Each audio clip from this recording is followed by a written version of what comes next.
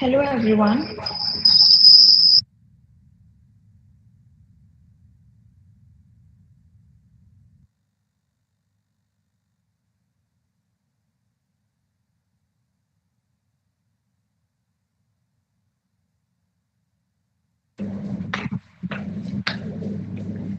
Hello everyone. Welcome back to the day 2 of our Entrepreneurship Skill Certification course, ESCC 2023, which is a flagship course of OTBI.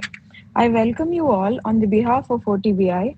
Our today's first resource person is Mr. Rohan Ande, Community Manager, OTBI, who is going to speak on design thinking and innovation. I welcome you, sir, and I request you to please get started with the session. Thank you.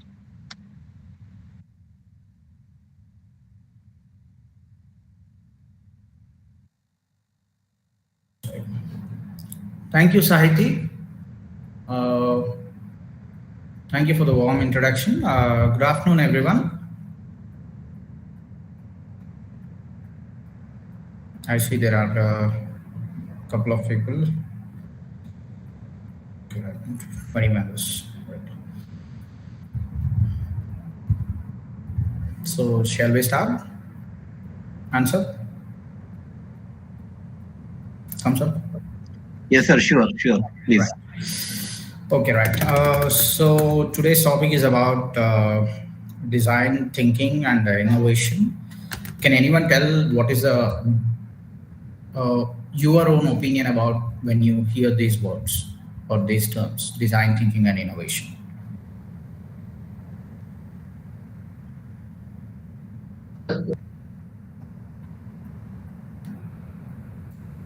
You can text also in the chat box.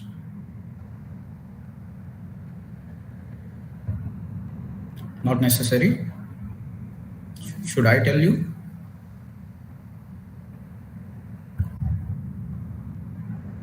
Hello.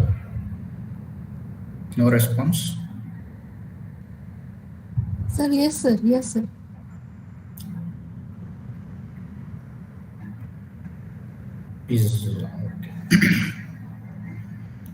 So my question is, what do you interpret when you hear these things, design thinking and innovation? Means, do I have to give you the basics of it, or if you are already in understanding of these terms, shall I start from there, or shall I explain you from the literal meanings of it and where you can utilize them? Matika, if you can go from basics. Oh, correct. So let's go in a reverse order. Let's first discuss what is innovation. So can anyone tell me what is innovation? To invent something new. Invent something new. Different. Agreed. Anyone else? Adding something new in the existing product or process or service. Okay.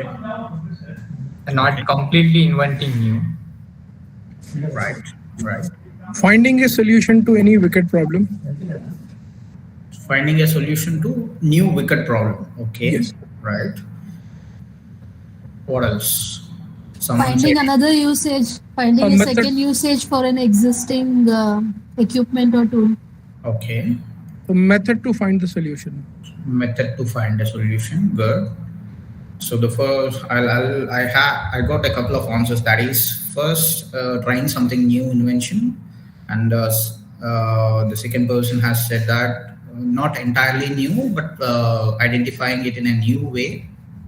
And someone said the method of creating new technique, or someone has mentioned as like.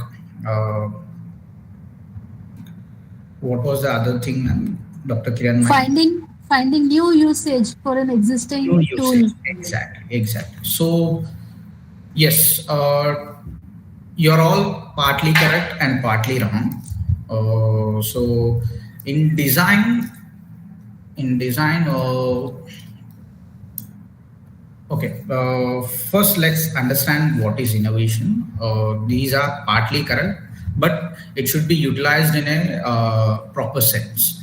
So what is innovation is that it starts with an idea. Yes, innovation is something which generates a new idea, that is called ideation, and the progress of that ideation in different ways, or the implementation of that idea in some particular aspect is called an innovation. It's not directly related to invention. Invention is something different from innovation again. Okay, so what shall we say that an idea creation with a purpose of value, which creates a value. Okay, in simple terms, ideating which creates a value is called innovation. So how do you do these innovations? How do you create these ideas and propose some value to it? Any idea? Anyone have any say about this?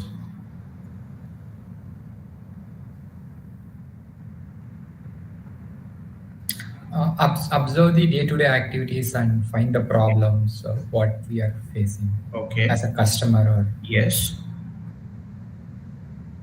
one thing is, yes, you need to observe the problems, day-to-day activities, your around environment, your surroundings, your how you conduct yourself daily, and your organization, how it conducts itself. Not only organization, be it anything, even if you are sitting idly, also how you are conducting yourself while doing that process. So that turns into an innovation, just in an aspect of creating some value in a new way.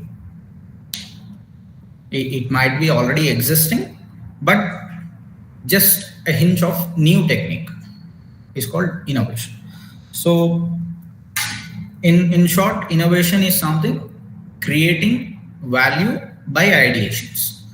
So how or why such kind of innovation part is important? We got to know what is innovation now. Then why we need innovation? For various aspects. One is to reduce time, yes, to reduce cost, yes, to bring a change.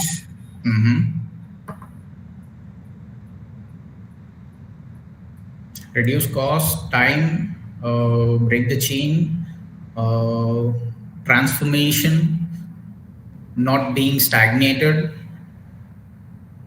or else you can say evolution. Do you know this term called this sentence, necessity is the mother of innovations, inventions or innovations? Have you heard about this sentence? Yes. So what does it say?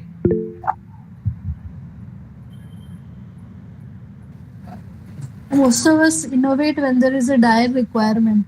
Dire requirement. Yes, exactly. So most of the human tendencies are aligned with needs. Okay. So the basic necessities, when there is a dire need of basic necessities, we create, or we humans have this tendency of constraining ourselves and coming up with new ideas to solve that necessity issue wherever we are. Okay, that process is called innovation process. The thing that you are going to constrain yourself and coming up with a new idea is called an innovation process. So now you got to know what an innovation is, why innovation is needed. Next, how you can apply innovation then, how you can create innovation.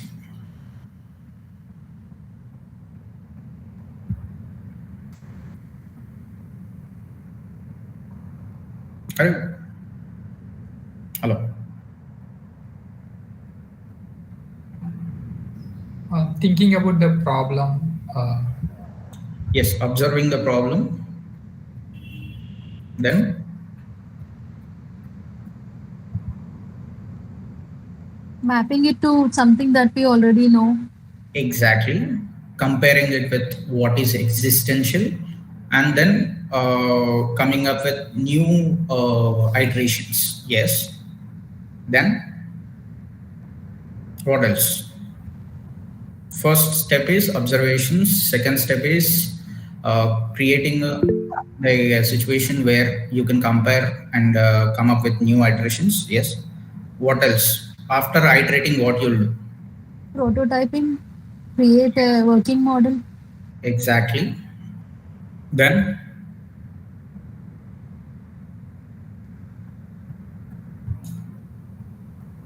If it works, then make it large scale.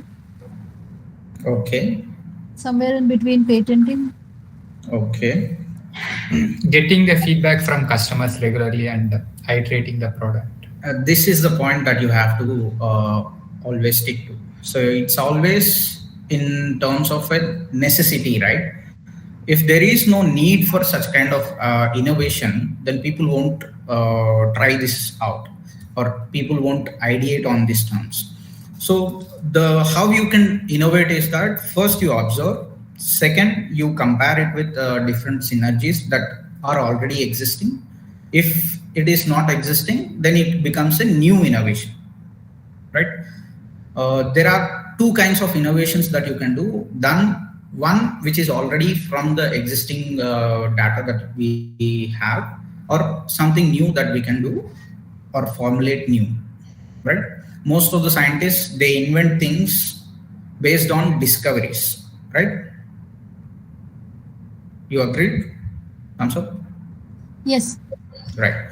And very few scientists do invent things on new theories. Agreed? Yeah. Right. So what is the difference between a discovery and an invention, and how it is related to innovation? Discovery happens by mistake. For example, the penicillin, discovery of penicillin.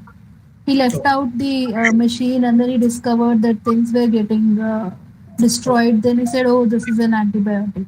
So that's discovery.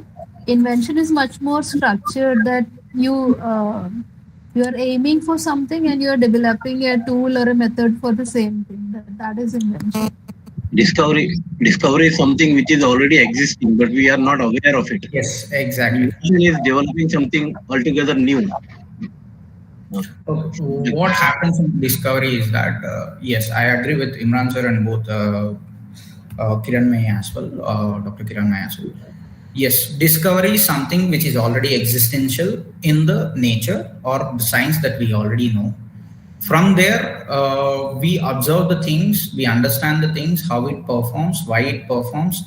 So later we come to the conclusion of giving theories. Based on those theories, we come up with inventions. So inventions are calculated, where discoveries are accidental. Agreed? Most of the time. Most of the time, yes. So now, how innovation is related to design thinking then? Before that, let's understand what are the types of innovations that we can go to. Now we understood what is innovation, why innovation, how you can do the innovation, and how it is related to discovery and invention. Then during the process, what types of innovations can we handle?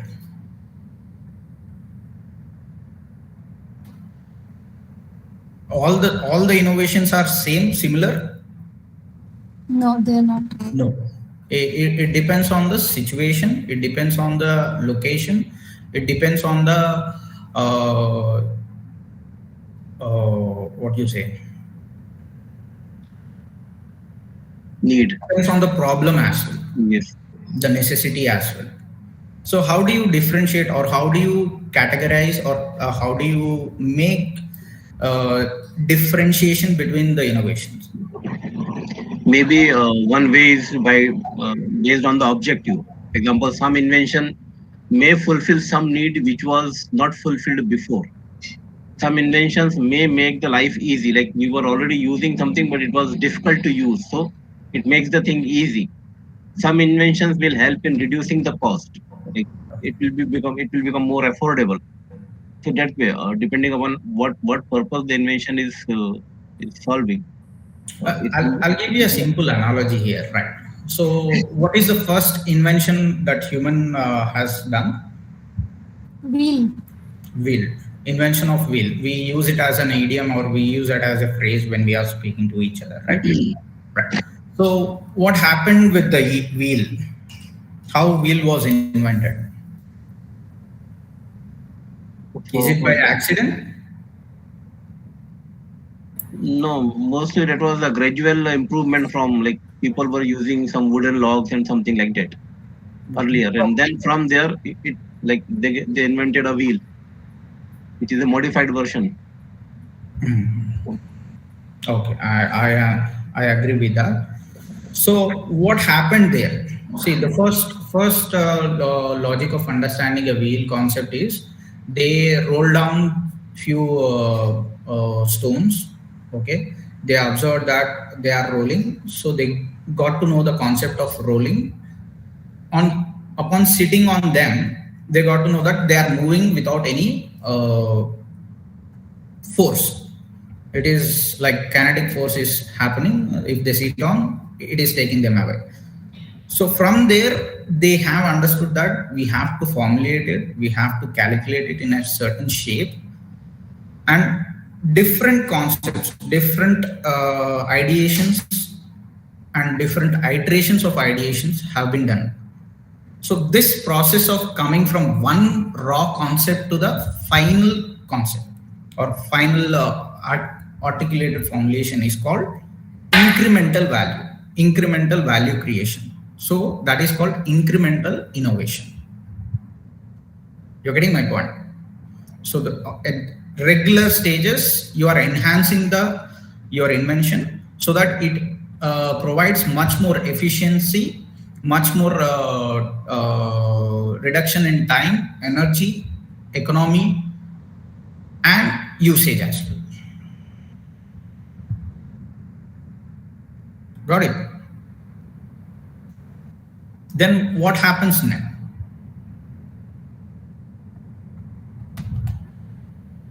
Is it possible to go on one wheel?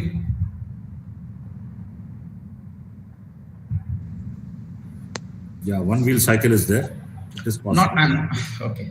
So I'm not clearly specifying a machine with a machine, but if it is possible, is it possible to go on one wheel? Yeah, actually, I mean, people were lifting other people and different carts and then traveling from distance A to distance B. Then the idea of basically rolling down stones and the wheel came up. So they couldn't do it with one wheel. They came up with 4 wheels or 6 wheels and assembling it with the body. That's how it came to the picture.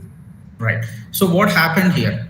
So as you said correctly, they thought that they needed one more wheel as well in order to balance them outside. Okay. There is a cartoon called Flintstones. Have you seen that? Anyone? Yes.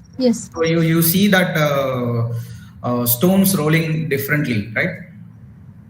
Yes. So in just a cartoon, they are creating this expansive of not only using one wheel, they need other 3 wheels as well in order to balance them out. Okay. In order to have a proper means of transportation, they needed different wheels, multiple number of wheels. What happened there is they expanded the innovation. So it is called an expansive innovation. Once you enhance one of your innovation for a multiple purposes, okay, it is called expansive innovation. Got it? Yeah. Right. Then what happened next? Products are created using that. Products are created. Yes, they understood the concept of means of transportation, and they came up with the different designs, different iterations of those concepts, and they finalized some particular design where they can build those structures and they can use it. What happened there? When was the first car introduced?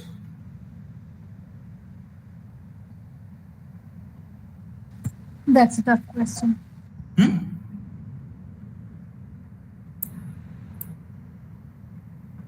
Give me a rough figure, okay? When was the first car introduced?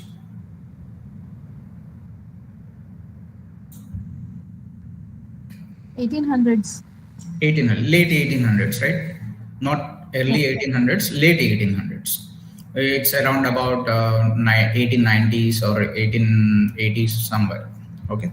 So what happened there is, until that time, we used to have this horse-ridden or donkey-ridden or bullock carts or ox carts.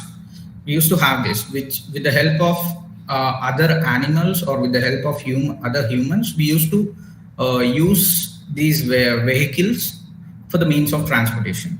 But once we came up with engines, and we understood that an engine can run these wheels, or all put together as an assembly, can run these structures as a machine. So that was very time changing, or this phase change, you can say, for the means of transportation, which converted quickly and which was adopted by across the world, right? Within a short span of 10 or 15 years, everywhere in the world, the steam engine or the vehicles of diesel engines were introduced. Right or wrong? Yes. Yes. So what happened within this short period is that this kind of innovation is called disruptive innovation, where it changes the phase of the innovation, right? For example, you see this WhatsApp. Do you call WhatsApp as a disruptive innovation or an expansive innovation or an incremental innovation? No, it's a completely disruptive innovation. How? Because basically it has eaten many industries. It has eaten telecom industries. It has basically reduced the cost to very minimum. It has integrated data communication, texting, and as well as voice and video. So it is disruptive actually. Yes. So you're getting my point, right? How I gave the analogy for the wheel and how I made it related with expansive innovation. Then in the disruptive innovation in terms of diesel engined means of transportation.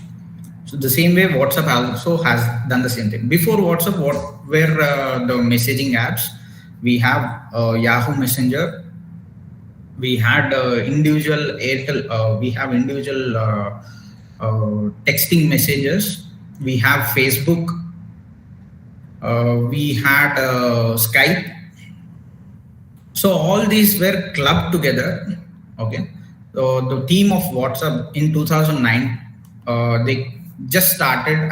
They introduced this app into the Google Play Store, and few of the people have used it. Within a short span of 3 or 4 years, it got all over the world.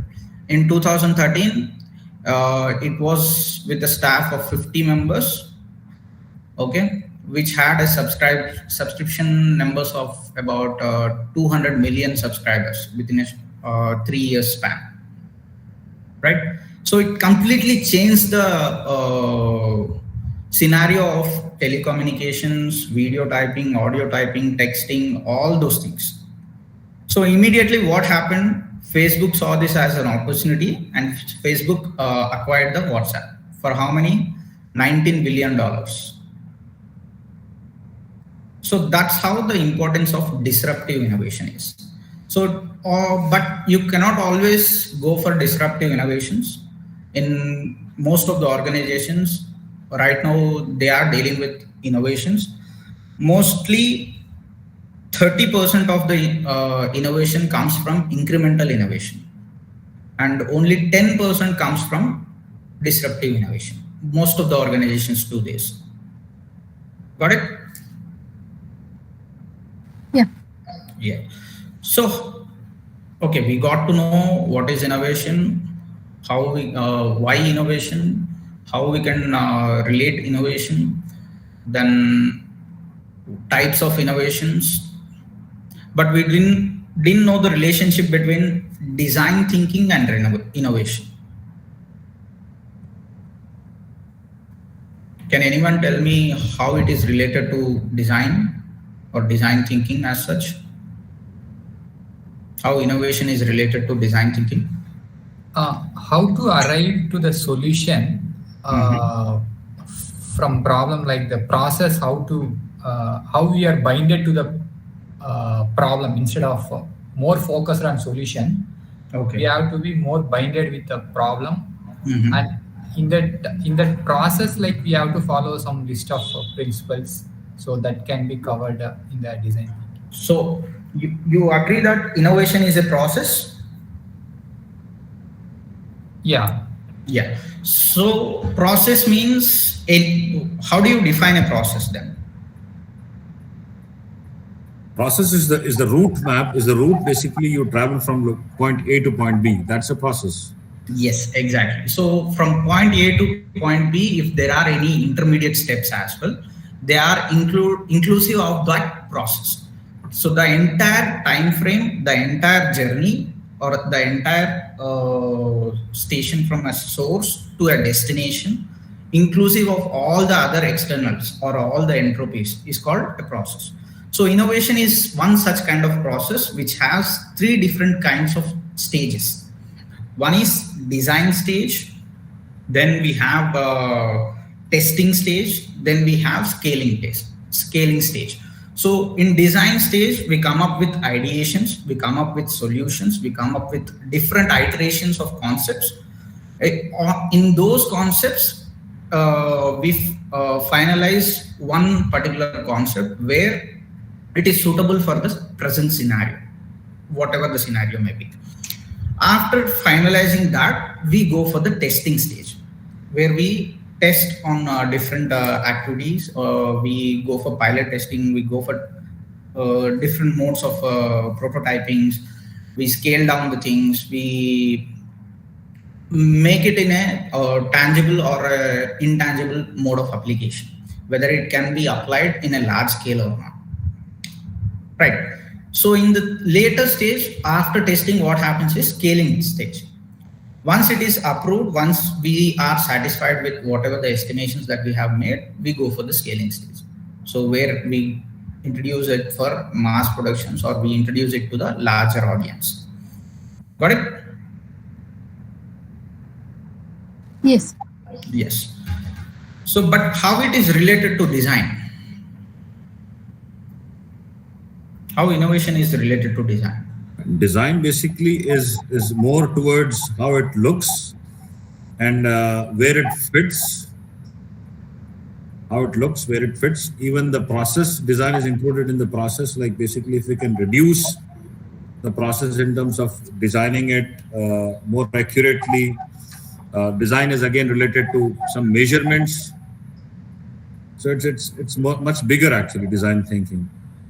Okay, so let's understand design in separate as an entity before we relate it with the innovation. Okay, I agree, sir, with you, but entirely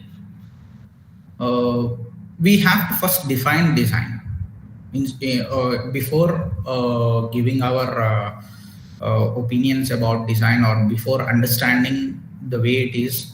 We need to give a meaning to it, or we need to define it. So what is design? Asking right questions for the problems. It's a blueprint of the solution. Sorry? It's a blueprint of the solution. Blueprint of the solution. Okay. What else?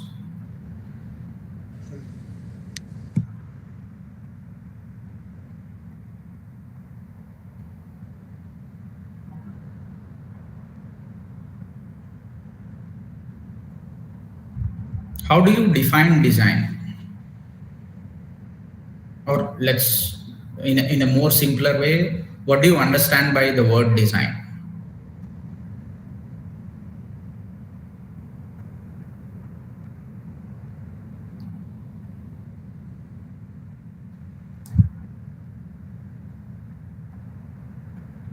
Coming up with a solution. Sorry? Coming up with a solution. Coming up with a solution. Okay. Well, again, I could say design is more inclined towards how it looks as final product, or okay, the aesthetics of a product. You are yes, saying. yes. Okay. Design is all about how it works, then how it looks. Okay, how it functions, you are saying, right? Works or functions, then it The looks. function and operational aspects of aesthetics with some more inclined to the problem solving, right? That is what you three people have stated. Satvik, Mahesh, and Connectify. Right. Design is controlling parameters. Design is controlling parameters. Controlling parameters. Okay. Others has said that we define the problem, we idea the problem, we prototype it and test it. Okay. Way of showing something which is planned. Okay. Logical approach to a solution.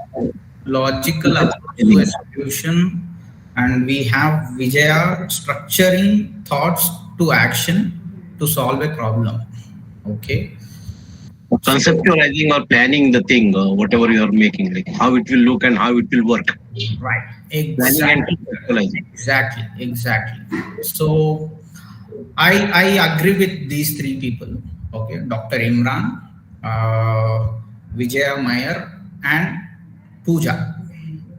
Koyalkar Pooja. Is that so? Yes. So design in simple words is nothing but the plan for course of action. Okay.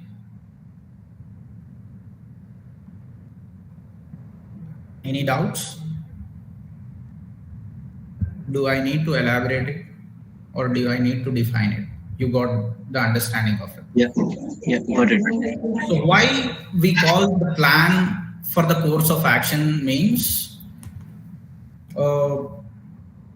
basically what you do when you have a problem. You'll come up with trying to solve come up with a solution. How do you come up with a solution? You'll think, you'll see the scenarios, you'll observe the surroundings, you'll understand the cause and effects of that problem, and you'll question those causes, you'll question those effects. So then you'll come to a conclusion that, okay, this is what I need to do. So I'll figure out and I'll plan out in such a way, this at this point, at this time, at this scenario, I'll do these things, etc. and etc.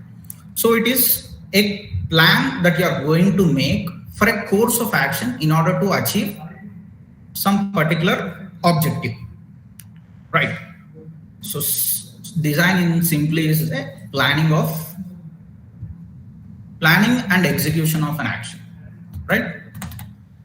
So just to give you this, I'll show you a few of the what you call definitions of importance of designs, why it is important. Okay.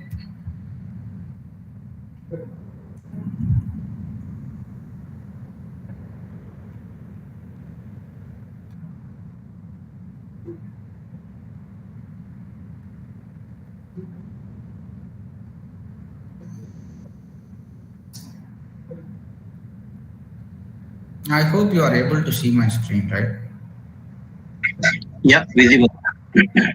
Is the presentation? Hello. Presentation is yet to come, but we can see your screen.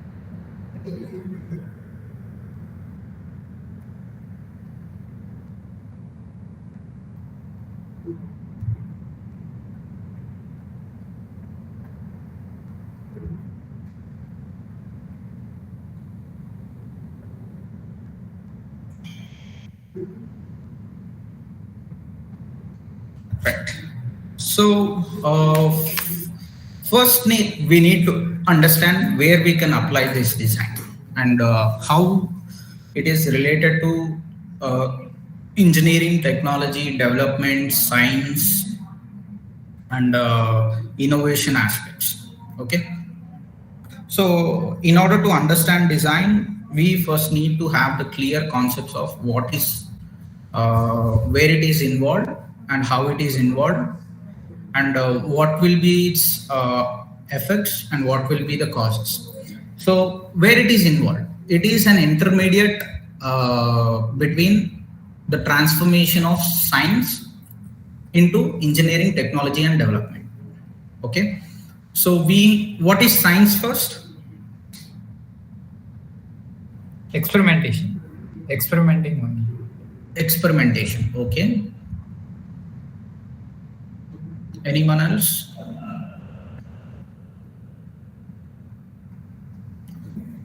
So I concepts or the principles on which the things are working. Right. Do I need to speed up this because of short of time, or shall I go with this pace? No, this is perfect. Continue with this. Huh? This is perfect. Same pace. This is fine. Yes. This is fine. So what is science?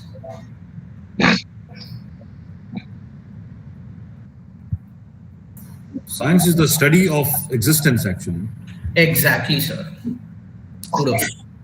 Science is the study of existence. Everything that is around us, in and around us, is called science. Okay. So how do you understand this science and how do you transform it into a different approach? Okay. So how science is progressive?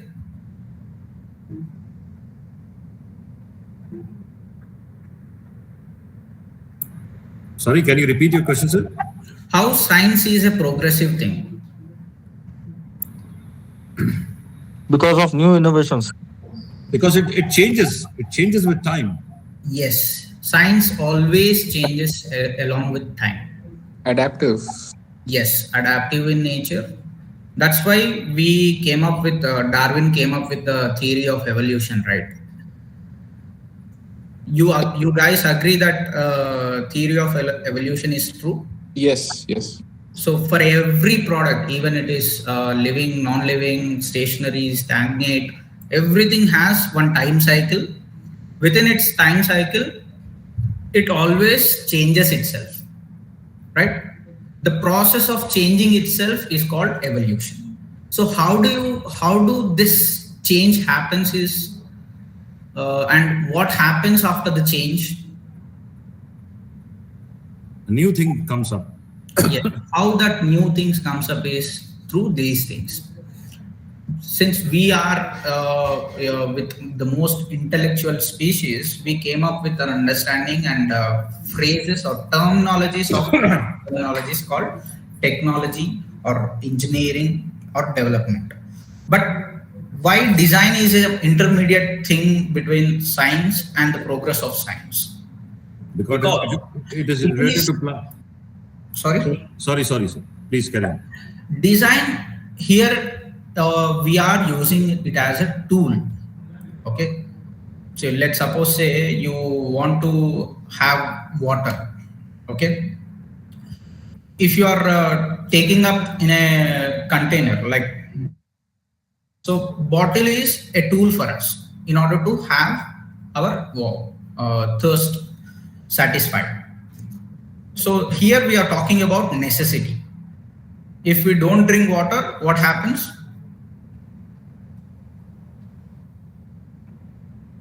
Dehydrate. Exactly. So we need to drink water.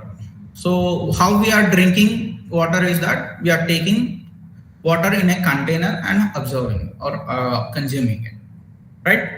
So the container itself is a tool for us in order to have. In the same way, in order to understand science and progress it into engineering, technology, and development, or in order to transform ourselves or evolve ourselves, we need a tool called design, right? Design is nothing but it's a plan of course of action, plan for the course of action, right? So for the progressive nature or for the evolutionary nature, we need understandings of engineering, technology and development. In order to do our aspects in these terminologies, we use the tool called design. Right? Then what is engineering, technology and development?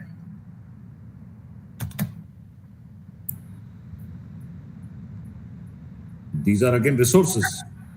Sorry? Resources. These are resources. How they are transformed as resources? Optimized solutions. Optimized solution. Sorry, sir? Optimized solution. I didn't get you there. I understand that engineering, technology, and development are the implementational tools, basically, which implements the design which we have basically arrived at to facilitate or to complete a need. Okay, yes. So instead of going with relative answers, let's understand individually. What is engineering individually? When we ask someone, say, or if you are engineer, what is engineer? Or what is engineering? It's basically use of the machines, different types and sorts of machines. Okay. Any other answers? Only just that? Engineering is a field. Actually, it is a field like to equip the environment according to the human. Like, let's go with the same example of wheel. Okay. Someone saw that a ball of or a stone is rolling down the hill. So that is science. Okay. Anything that rolls up the hill or the rolls down the hill is called science. Not clear?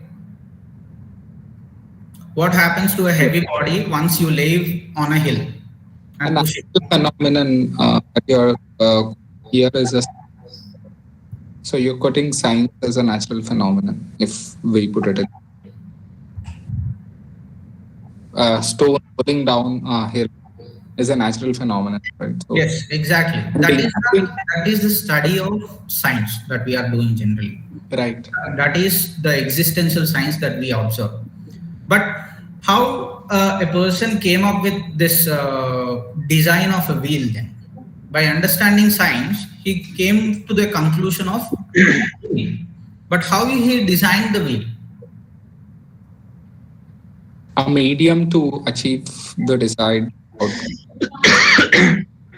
They use different tools to make wood into a wheel or any other metal into a wheel. That's engineering. Yes, the application of engineering has gave them the proper wheel that we are seeing today. Proper form and shape. What generally engineering does is that it gives us the mathematical and formulative answers of science, or it helps in understanding science in a calculative way. Agreed?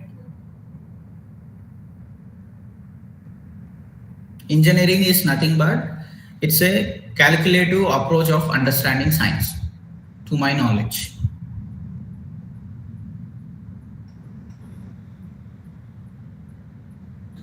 How we are understanding that science in terms of calculative nature is through a tool called design.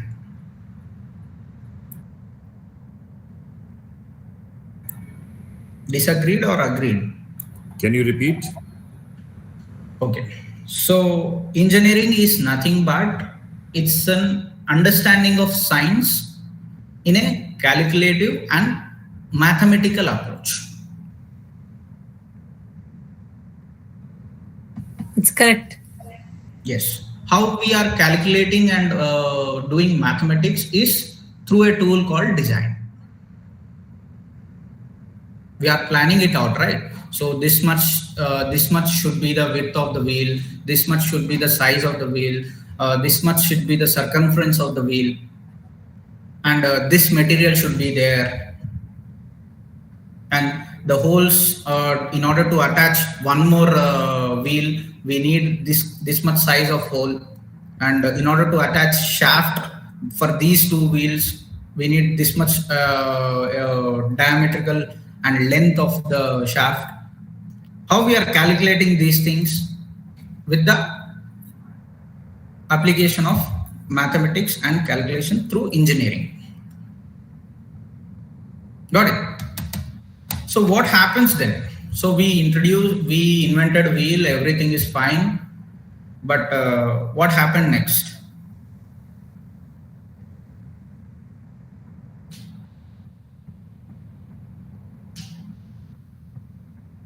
The same way, bullock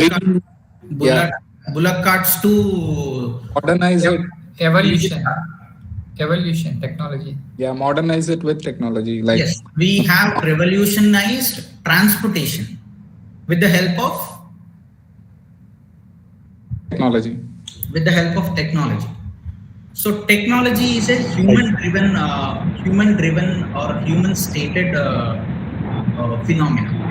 Like whereas science is a natural phenomena, and design is a tool for understanding the science in terms of mathematics and calculative nature.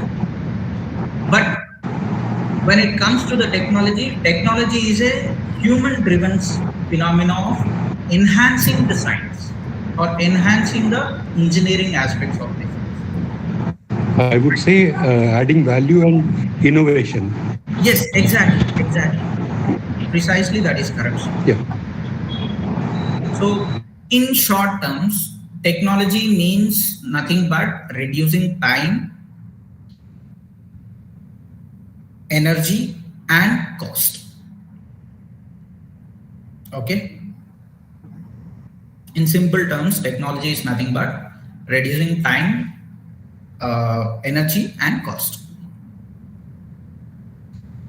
Okay, so what happened once we came with the technology? Then how we got developed? What is the progress of the technology that we are using? Where we are going? Automation. Sorry? We are going towards automation. Yeah, what is that automation? It is development of technology, right? Yes, it is one of the things. Yeah, just see, every technology has to develop into some other thing. So it has to evolve into that thing. In order to evolve into some other thing, it needs to be developed. Right. Improvement in technology. Sorry? Improvement in technology. Yes, progress in technology is called development. So I hope everyone are clear with this basic understandings of science, design, engineering, technology, development, and their relationship with each other. Yes, sir. If I may add, sir, there is like progressive incremental improvements on the technology, which could be attributed, if I believe, from bartender strategy. And there is exponential and sudden new entry of a much newer technology. There are like, if you look into the application side, I think it is pure sciences and applied sciences. Yes, that's what I think. You see, applied sciences, that was those are the two categories of development process. How you are going to develop? You are going to develop by application. Then it is called applied sciences or applied technology. Okay. If you are going to develop in terms of another application, core technology, yeah. Right? They come under development process. Clear, sir? Shall I move on? Yes, sir. Thank you. So design is to create, fashion, execute, or construct according to plan, to conceive and plan out in the mind. Then put it on a paper to have a purpose, create a specific function or end. indicate distinctive marks, signs, name, and all, so on and so forth. Alright. I have explained in a very communicative language, in an easy language, instead of going very formal language. I hope everyone has got this understanding, right? Yes, sir. So is design important? Yes. It does. It does. How do you say is design important? Because design thinking enables us to take a systems approach in solving a problem rather than a linear approach. Linear approach might lead to unanticipated hurdles, while systems approach will take a holistic perspective. I think design thinking helps you understand the. But we are not talking about design thinking, right? We are only talking about design. Yeah, that's what's it. Design I think some other thing. It is yes, okay. it involves the aspects of design, but it is a process of different application. But what is design? Is design important? Yes, sir. I think it gives a framework to a technology artifact. Let's suppose say you want to watch a movie. What you will do? Sir? I'll design my process way. I'll design my entire plan. Just the simple analogy. You want to watch a movie. What you will do? I'll put up a plan, basically. What time? You'll plan. Location. In earlier days, we used to get newspapers. In the newspaper column, in the film column, we used to have different theaters, timings of the shows, different movies, and all those things. Recently, a decade ago, we had this Book My Show app. So we use that app. We see different movies, where it is, what time it is. We book the tickets and we go. So before planning to go to a movie, what we are doing, we are discussing about watching movie, right? What movie to watch, how to watch, where to watch, when to watch, how we are going there, whom we should bring along, how many tickets to book. All this is a part of design.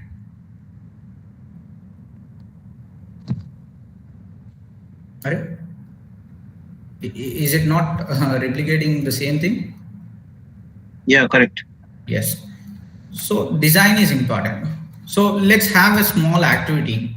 If you can pull up one paper, a A4 size paper or any size paper, just make this thing. The time is 2 minutes. You can make this shape.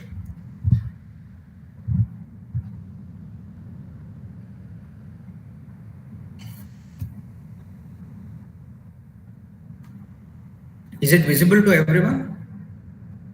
Yes, sir. Yes, sir. So you are seeing a tall structure in the middle of the this thing, right? Yes. Yes. Shall we skip this activity? No. I think I finished it, sir. Almost. I finished it.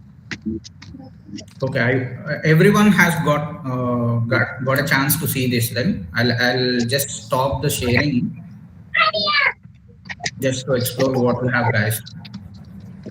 Okay.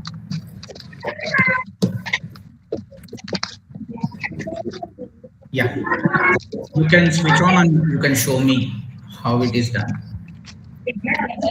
Yes, sir. हो गया. Yep. Yeah.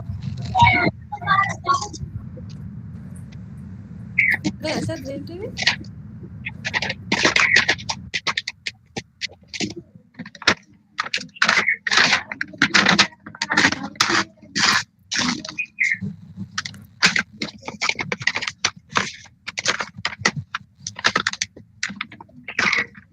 Done, sir?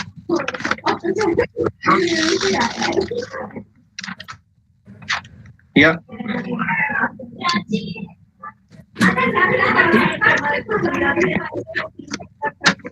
It's something like this. It's not very fine. I don't know whether you can see it.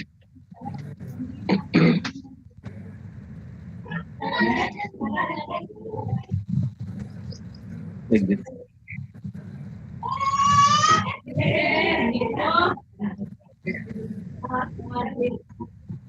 Dr. Imran and Aduri Sharat Chandra. See, it is not similar to the shape that I have shown you in the figure.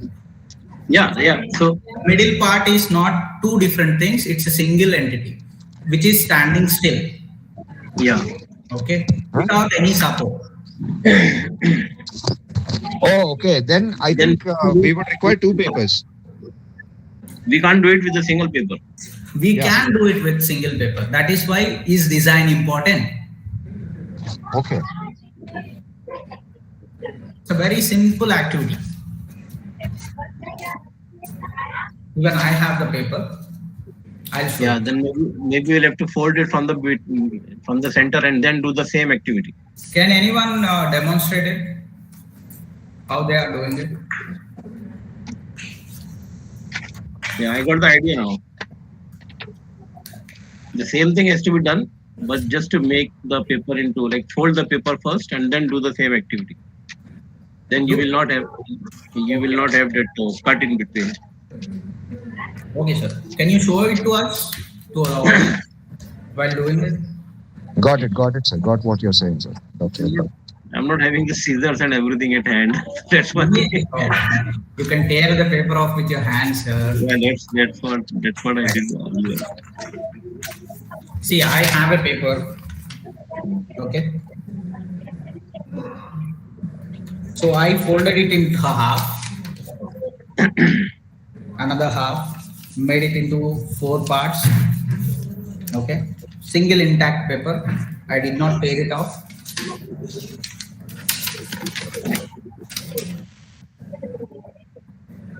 Okay, I followed that step, sir.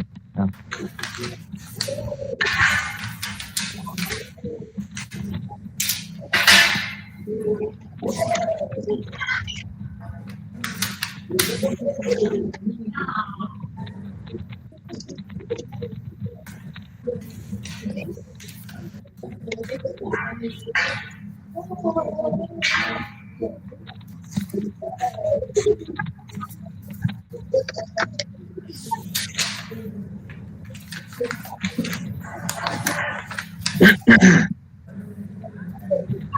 I hope everyone can see my table, right? See.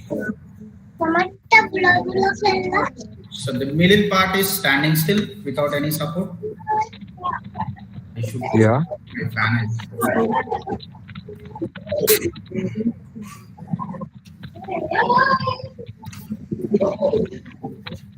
Right? Right, sir. So how did you make the tear? It's very simple. I have a paper. Okay. My understanding is I need this middle portion to be standing still. So what I did was I made a half folds. Then I made it into 4 different portions. Then from one side of the paper, I tore it into half. Middle edge.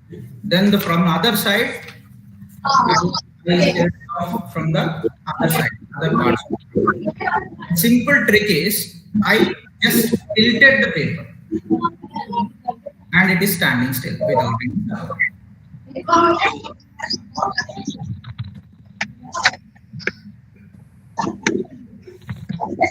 It is actually an activity for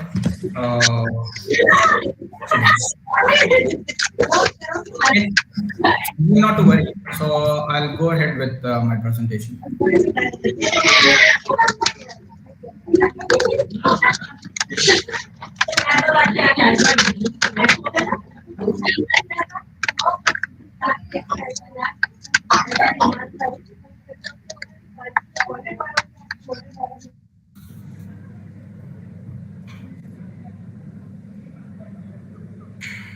So you've got the same size, right?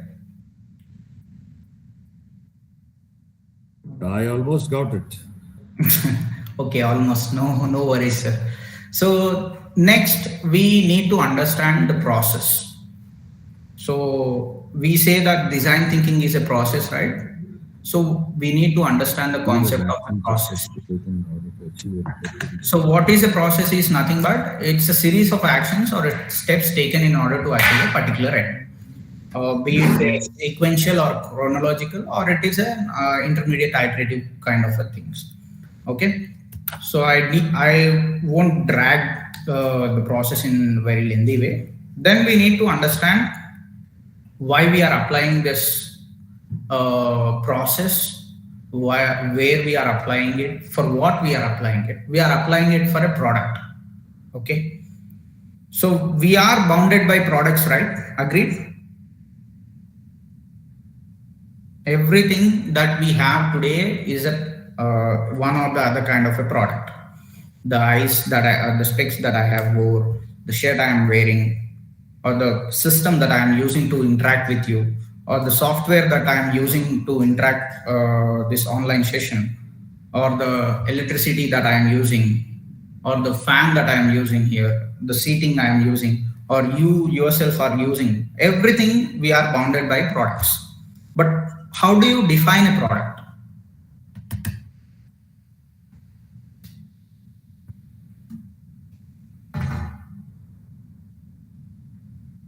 Hello, I'm audible. It's right? a tool to use to get some end, some outcome.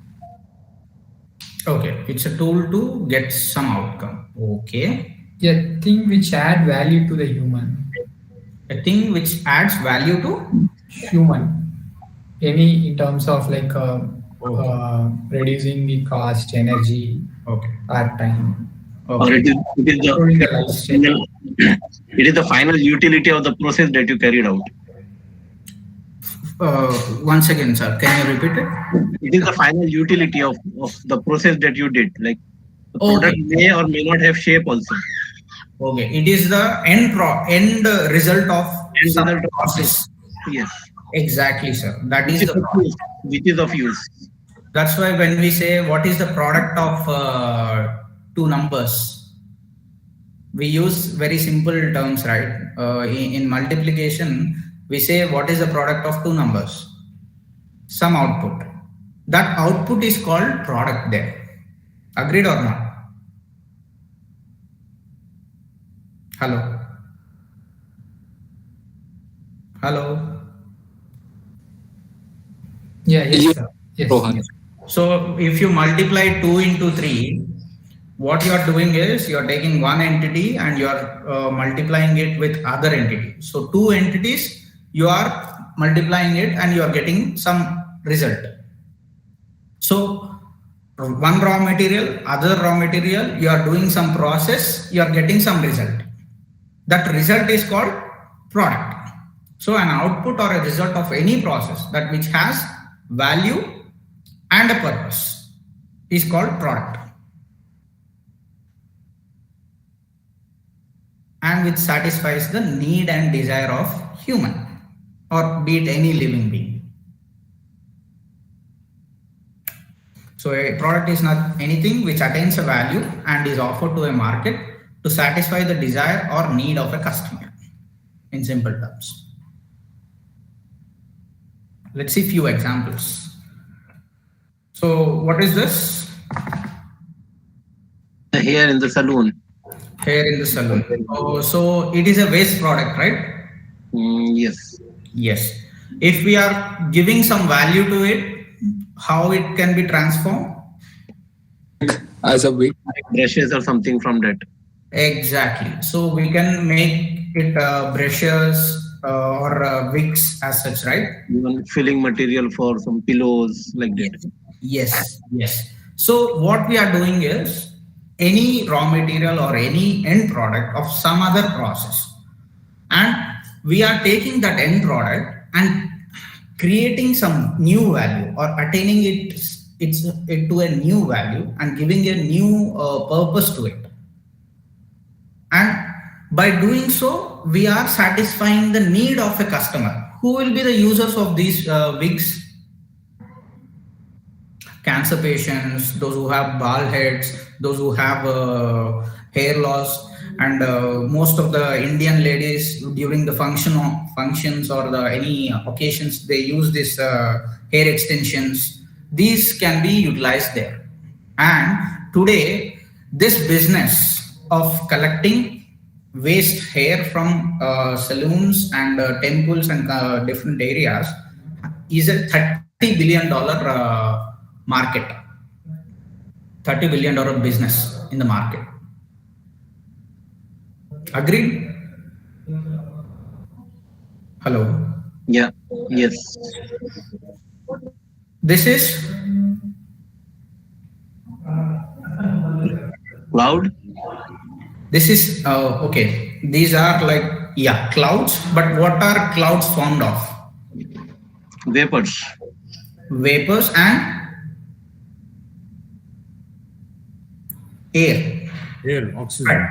So we can transform that into oxygen. Cylinders, air cylinders. What kind of cylinders? Oxygen cylinders. So we are capturing oxygen from the atmosphere and utilizing them and storing them in the cylinders. So now the product is cylinders, oxygen cylinders, not the oxygen. Where do we use these products? We can use it to the ventilators or the hospital people, or we can use it in welding techniques, or we can use it for CNG cars. We are using it, right? Or the gases. Simply, not only oxygen, any air. Any gas. If we use this LPG gas in our homes, in the kitchen, it is in the form of gas, right? Yeah. So the liquid is stored, liquid petroleum is stored, and it is transformed into gas, and we are utilizing the gas. Yeah. So what is the container that we are using? Cylinders. Here it is cylinder. So, but what I think is still the oxygen is the product. A cylinder is only a tool. That's what I see. Yeah. So product can be a product of multiple products. Air is already there. Okay. How we are using air? Can you use air just like that? See, in the forest, if you want to light a match, yes, you need air. Okay. If you want to put some fire, you need air. You light a match and you put it on some dry leaves. It will become, with the vapors or with the oxygen present in and around the fire, it brings up the fire. But here in the kitchen, can you make it?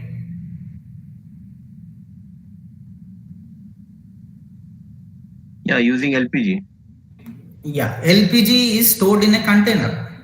Yeah. Okay, so that LPG in the form of liquid petroleum, in the form of gaseous state, we are using as a product, right? The same way. Yes. Here, I'm not only concentrating on oxygen or LPG on something. I'm just simply saying air or gases. Gases in terms of, in the state of gas. We can utilize them as products when we store them in a container. Let's see few more examples. You see this thing, right? Yeah. I think everyone knows this thing. MS Office. So do you call this as a product?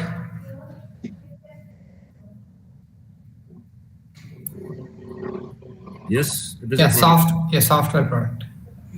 Okay. So how many types of products are there?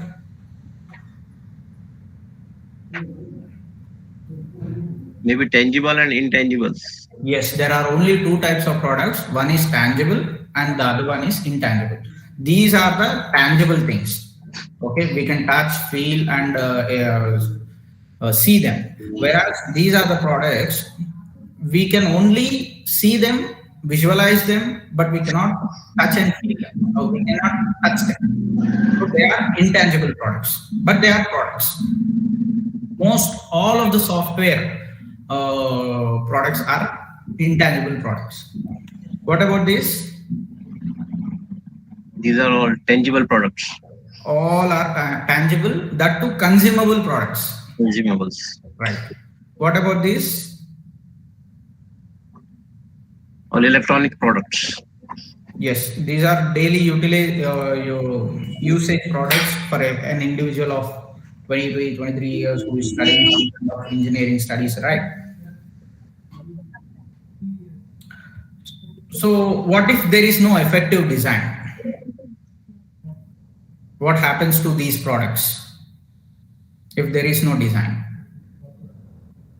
If there is no proper planning, or if there is no proper execution of the plan, what we happens? cannot use them. They may not get their proper utility or value. So let's see some examples, right? So you see this interface, right? Which interface is it? Calculator. Okay, calculator. But which interface? What in which application, or where you have iPhone. Exactly. Which iPhone? That too. It's iPhone version 2. I remember. I'm not sure. It's actually in the first iPhone. That is Apple iPhone 4. Okay. So what is the biggest problem here? Understanding about the interface. Exactly. You are not able to differentiate, or you are not able to understand which is on and which is off.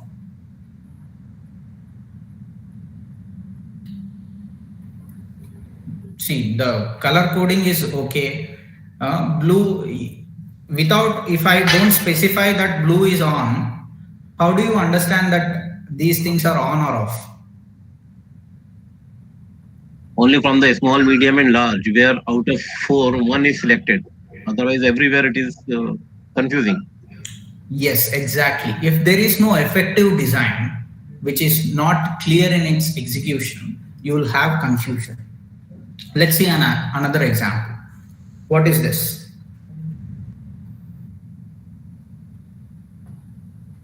It's a drainage exit.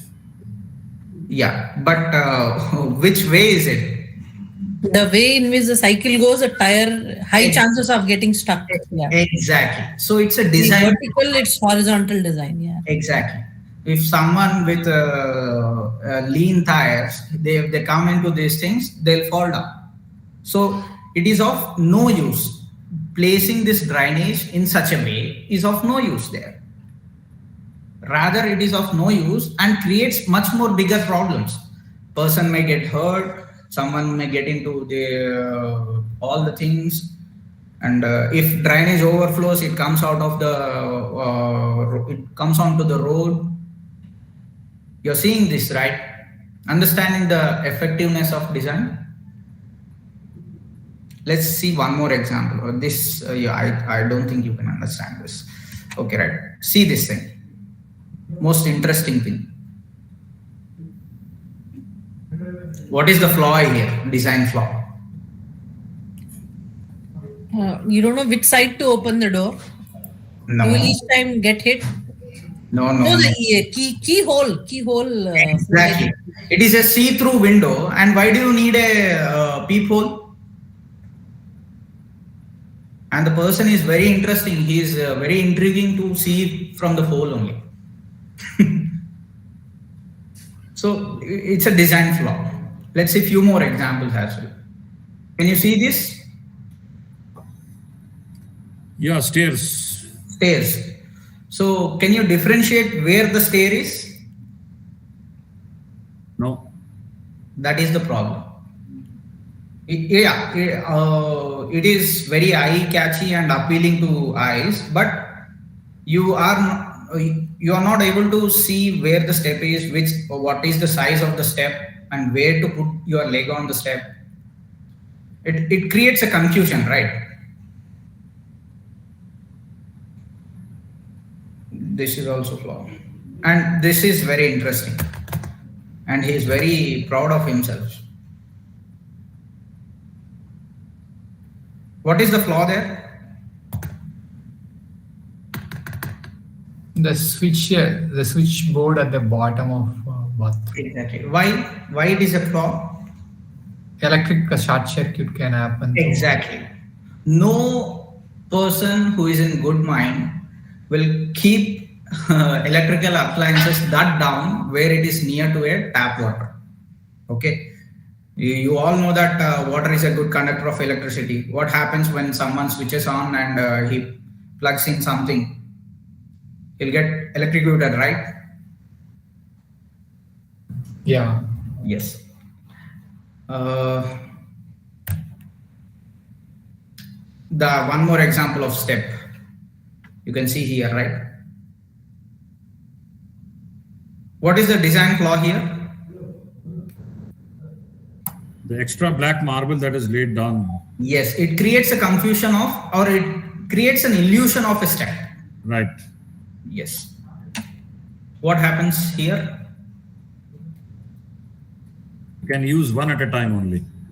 No, The charger cable is not going in because you have a platform. Exactly. So the proper execution is needed. Yeah, he has done everything right, but he didn't place it in the correct place. The placement of the socket is not that good. So it's a flaw in design as well. Now this is very interesting. Can anyone read this? God is nowhere. God is nowhere. Okay. God is nowhere. First, what is it? First? God is now here. God is now here. Okay, now God is now here. For words, okay, This even for great. letters, the placement of letters is also. Someone please mute yourself. Right. So God is now here and God is nowhere, and that too it is a church.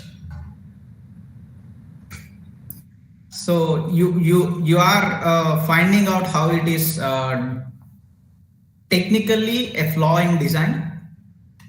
Just by the placement of words, it is creating a confusion.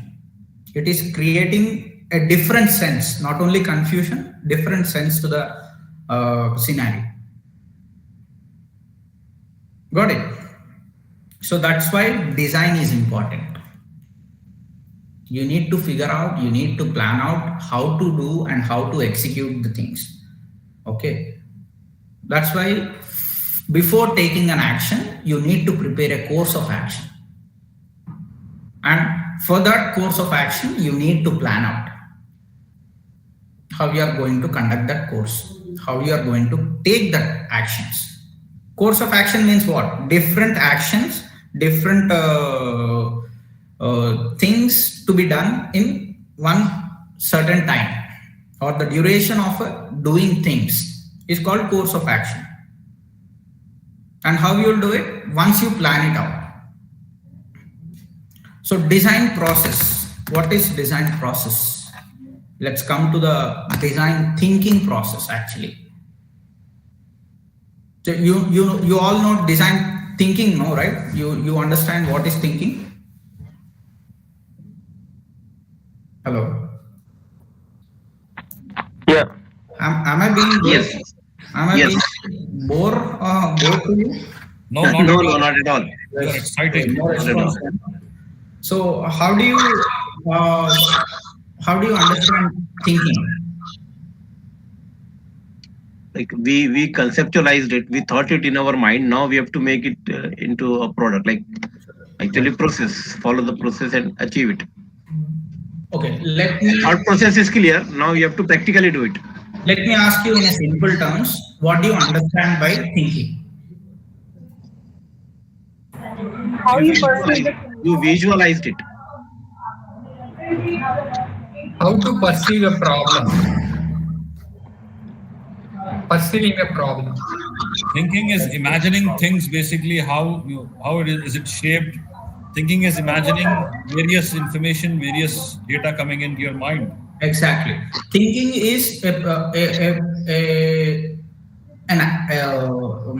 what you can say is an action of imagination combined with visualization. In short, you can say your brainstorm, right?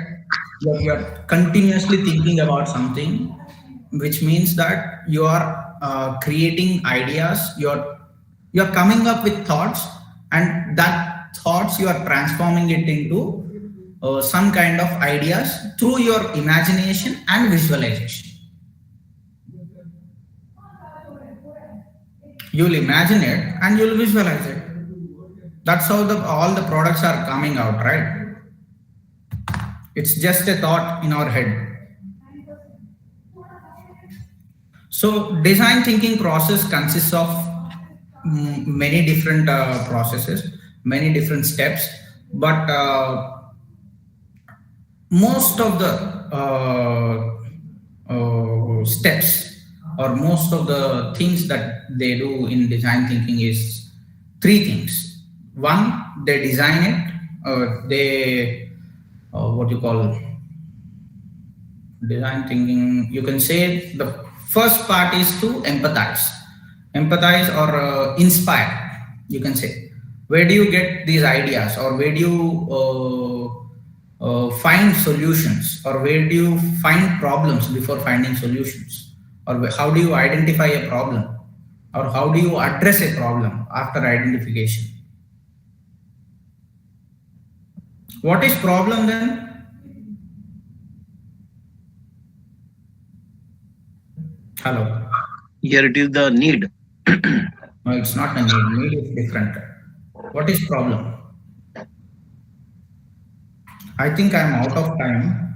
So let me wrap it up very simply. So design thinking process in general consists of, in a most common way, consists of 5 different steps.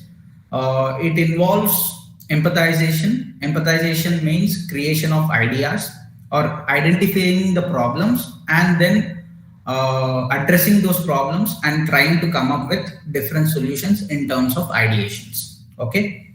Then how do you do those identification and defining of problems is through define step. Once, what is empathy? Caring. Sorry? Caring. Okay. Then what is sympathy? Feeling pity for someone. Empathy means understanding the issue from the user perspective. Okay. Or understanding situation from the other person's perspective.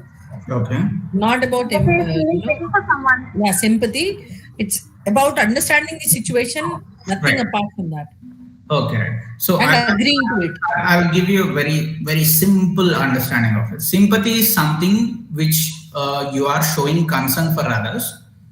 Okay. You can only show concern. You can't take action. Whereas empathy is something you take up their situation as your own and understanding the situation from their perspective. Okay. And you feel it as, like, there is a saying called you can't, once you step into others' shoes, you'll understand what they are going through, right? Hello. So empathy is nothing but you are entering into others' shoes and facing that situation as your own situation, understanding what are the difficulties in that situation, and coming up with addressing different problems from that situation. Okay. Once you come up and understand these things from different perspective of others or your own thing, your own problem as well, your own situation as well, you come up with different problems. Okay. Right now I'm sitting here. I don't have fan. I don't have, my room is a little bit echo. It's creating echo. It's creating resound and all. So these are different problems I'm facing as I sit here. So I'm addressing them and defining them. That is the second step in the design thinking process. So now what I do, I'm feeling, what do you say, discomfort of air circulation. So what do? I switch on the fan. That is one of the solutions. So I'm ideating there whether to switch on the fan or to open my window or to open my door or to on my AC. So these are different ideations that I'm creating different ways of solutions. Ideations are nothing but different ways and concepts of solutions for addressing one problem and for solving one problem. Okay, the later stage, okay, now I have a problem, okay, I'll switch on the fan. This is what my ideal solution is. So what do? I'll create a plan for that. I'll create a prototype. If I don't have fan, what do? I'll create a prototype of fan. You're getting my point.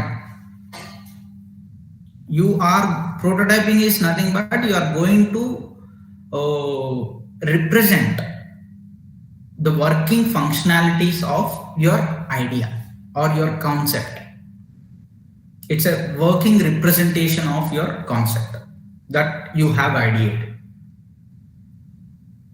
What happens once you are ready with the prototype? You test that. Based on the testing, you'll get some feedback. If the feedback seems very good, what you'll do?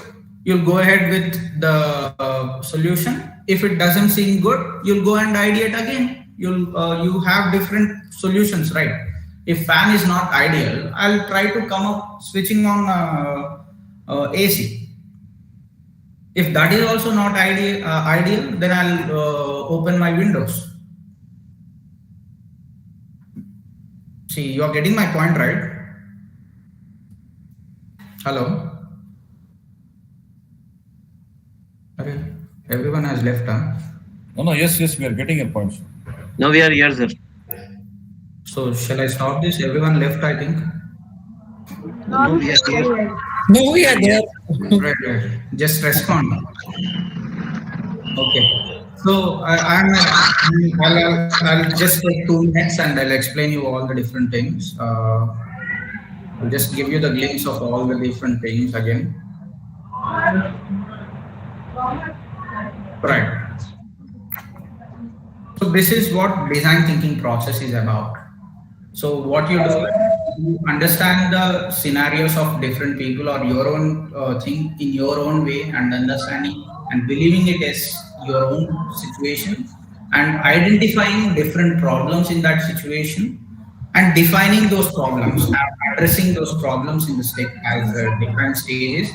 Then you're trying to come up with solutions by different ideations or creating new ideas to solve one particular problem that you are going to define here. And after creating an idea, what you do is you come up with some kind of a mock-up where you'll try to test that solution, whether this is the ideal thing or not.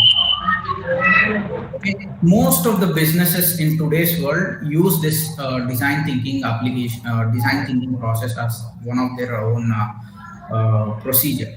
And in 1970s, this concept was introduced in the high school education of the Western countries. Today we are seeing, unfortunately, today we are not we didn't yet introduce it into our school education system, but we have introduced it into the higher education system. So the main purpose of doing this course or understanding this course or understanding this design, please mute yourself. Sir, we cannot hear your voice. There is a disturbance, basically. A lot of disturbances there. The same thing I am also expressing the same thing. Somebody called Hajira is there basically with the open. Yes, right. Now it's okay. Now it's muted. Okay. So design thinking process was introduced in Western cultures in their schooling level in 1970s. Okay. And just 5 to 7 years before, we have introduced in India to our higher education systems. Okay. But what is the purpose of introducing this process or this kind of technique or this kind of a tool into our education system or this kind of tool into our businesses? Why we are introducing this course or this tool as we speak? to become more innovative, to bring innovation, to basically have that bigger thought of. Partially correct. Partially correct. Yes. To innovate ourselves, to evolve ourselves. Yes, that is half part of the answer. What we learn as part of our education to develop hands-on solutions by applying that knowledge. Yes, exactly. But I'll frame it in a different way. To solve the problems on a nuclear level. Okay. So what happens in a linear approach, as Dr. Sherath has mentioned earlier, that design thinking process is an not linear approach. Yes, it is not a linear approach. It's a non-linear approach. Linear approach is something which is very systematic, chronological order. Like you have to do things one after the other. And once you have done with all the steps involved, you'll get some output. If that output is not that desirable, you have to again start the process.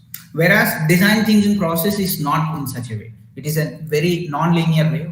You first do the things and applications in such a way, and you get the feedback from that. And at each stage, you can get back to the feedback and reiterate your concepts or reiterate your understanding. That is the only help that we are going to get from the design thinking process. And the purpose of using this design thinking process as a tool in our day-to-day life is, one thing is to evolve, yes. And the other thing is to solve the problems on a nuclear level basis only. Okay. To come up with solutions where it doesn't affect in the long run. You're getting my point, right? Hello. I am out of my time. See, this entire session is on like Q&A questions only. I have said some things, you have come up with some. Any other doubts? I'll end it here. The next stage is prototyping, which will be led by other speaker, but I don't want to get into that. But any doubts regarding this? I'll do it. No, that's fine. Design is not an iterative process in itself, but just like say, you have come up with a particular design and you are implementing it. But isn't it an iterative process when we say? It is an iterative process. That is what I'm saying. Design thinking process is an iterative process. And that too, it is a non-linear iterative process. Got it. Thank you. So you can send your questions, queries, everything to me if you're not if you don't have any other questions, or if you're coming up with any other questions in the later part. I'm sending my email ID and as well as my phone number as well here in the text. You can text me anytime. Okay. I hope I have done justice to this session. I hope I have given enough insights on design thinking from my opinion, my perspective. I have cleared some few doubts about this topic or such. And this is a very useful technique. Actually, there is a quote by Nigel Cross. He is one of the famous designers. He says, everyone is a designer by birth. Okay, we are born with this cognitive speciality of thinking, and everyone are inbuilt designers.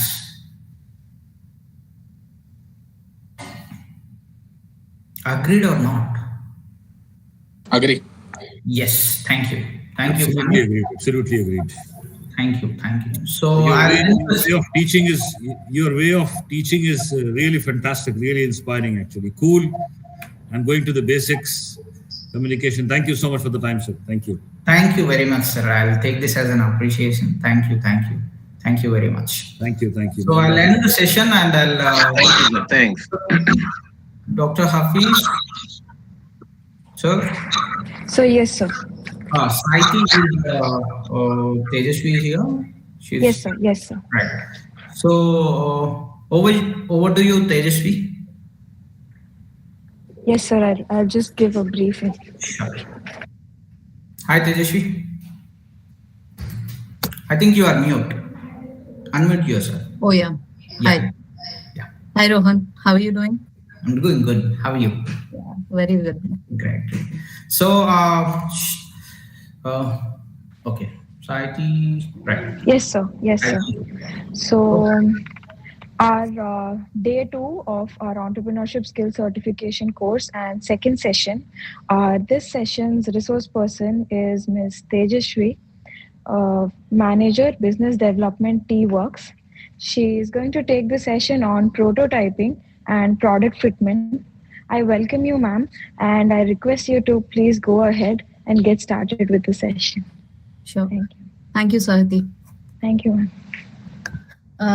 Rohan, I just joined at the last of your session, and I've heard that you have given a great session, and there were a lot of appreciations from the team. I hope I'm able to join hands with you and compliment your session too. You will do that. You will do that. Okay. Sure. All the best. Anyways. Great. So my name is Tejaswini. I am the manager for business development. I'm taking care of the customer onboarding, sales part, and the business related strategies for T-Works. T-Works is Telangana State's innovation ecosystem partner. We have about some 8 partners in the Telangana innovation ecosystem. I'm not sure how many of you are aware about T-Works. So a quick brief about T-Works is T-Works is India's largest prototyping center. Few of at least Rohan and other colleagues of mine from the Osmania University OTBI had visited T-Works, and I'm sure they have understood the importance of prototyping and the significance of the iteration process that is needed for the product to go into the market before it goes into the market. So without any further delay, I will go to the session. I'd like to understand from the crowd who are all from the technical background here. Anybody who is from the technical background here? I see about some 40 participants here. I'm from electronics background, madam. Wonderful. Anybody from the industrial design, industrial production, manufacturing? I was into data center design and consultancy. Wonderful. Connectify. Yeah, my name is Mahmood Ali. Aha. Hi, Mr. Mir. So, well, why I asked this question is, so when I'm saying prototyping, right? So I'm going to talk purely about hardware prototyping here. Hardware prototyping, I studied biotechnology engineering, and I've done my internship with Osmania University for about 6 months, and then joined as a junior fellow, and I wanted to pursue my career in the research and development in the field of biotechnology. And then further ahead, right, when I passed out from the college, I had very less opportunities in terms of trying my hands on what I've learned in the college and what I'm actually expected to perform in the industrial level. And also the opportunity wise that are available in the market, it is right now picking up in the market because thanks to the government, thanks to thanks to a lot of manufacturing companies that are coming into the state and helping us get a overview and insights about what is important and why Telangana government has come up with such an initiative of establishing T-Works is because we wanted with an idea of making with your hands, basically. Okay, this place is open for anybody who is a hobbyist, anybody who is a maker, a manufacturer, to an MSME, to a startup, to a corporate, an individual, to anybody. Everybody should be able to actually put forth what they have learned, what we have learned theoretically, and make it practically possible. So when you walk into T-Works organization, which is going to be inaugurated pretty soon, when you walk into this organization, you can walk out with an idea. If you are walking into this organization, you can walk out with a hardware and a tangible physical product. So that level we have built this facility so that people can start utilizing the services and the facilities of T-Works. So going ahead, I'm going to give you a quick presentation on the prototyping and product fitment. Allow me to share my screen.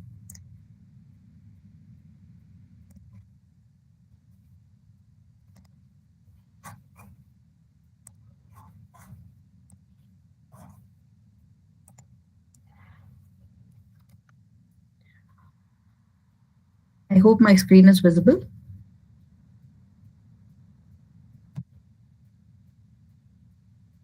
If it is not, please let me know. All right. So No, ma'am. No, is it? 1 second. It is visible. It is visible, ma'am. Oh, it is? Okay. Fine. It was visible. Okay, I'll make it visible again.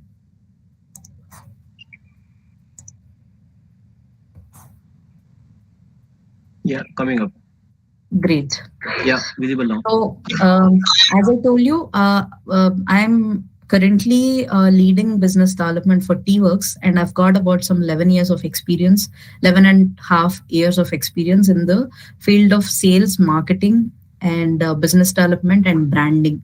So with the overall experience, I was able to start my career as a sales executive, and I was able to see through the channels of taking from the conception of an idea to how it went to the market and how it kicked up the sales and then went into a Fortune 500 companies and all that.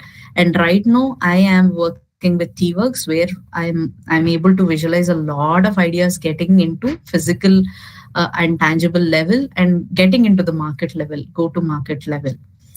So we are today going to discuss about hardware product development life cycles and stages.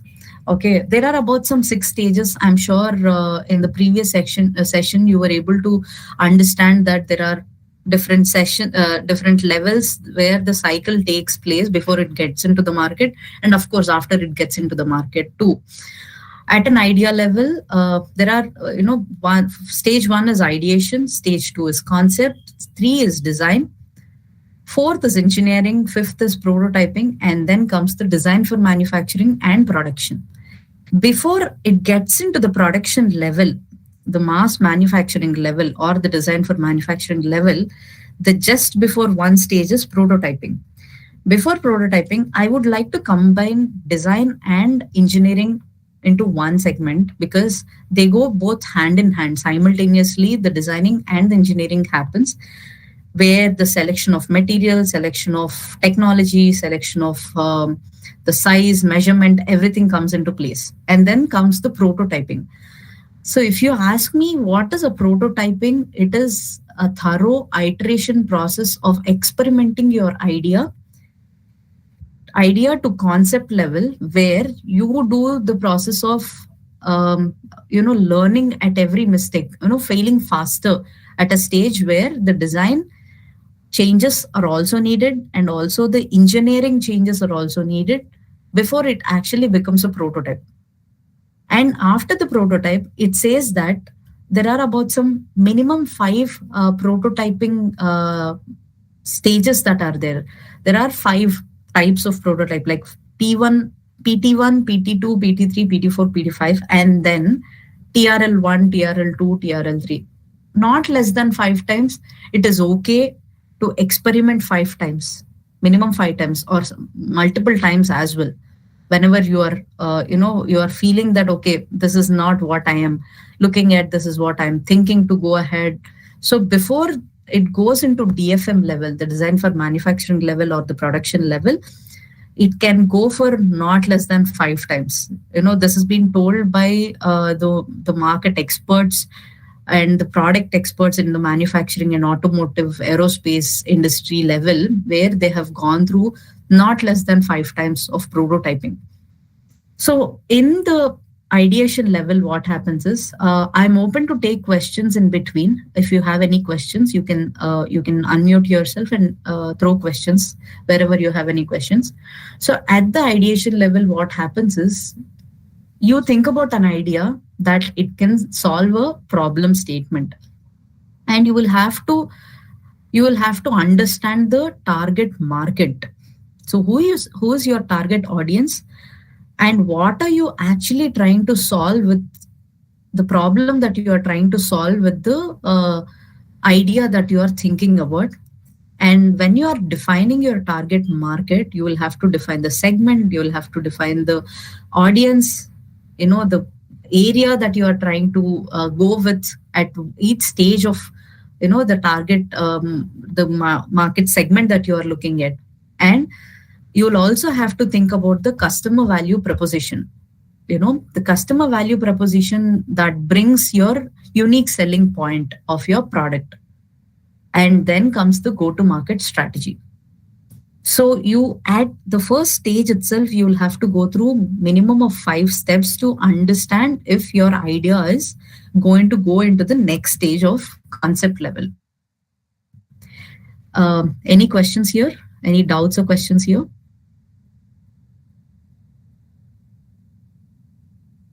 All right. So in the concept level, what happens is, you will understand your user's requirement and your product requirement and market requirement. What is a user requirement? Let us take an example of, a vacuum cleaner. Okay. A vacuum cleaner is something that if you are trying to solve a problem, you will have to ensure that you be your own user, product user, and think about what your requirements are. If you're unable to satisfy yourself being as a user, then your concept is utter failure. You will have to go back again, do an ideation. You'll have to first satisfy. And then there are product requirements. The product requirements are thoroughly understood at this stage. And then the market requirement. Let us say you are at a stage where you're reinventing something.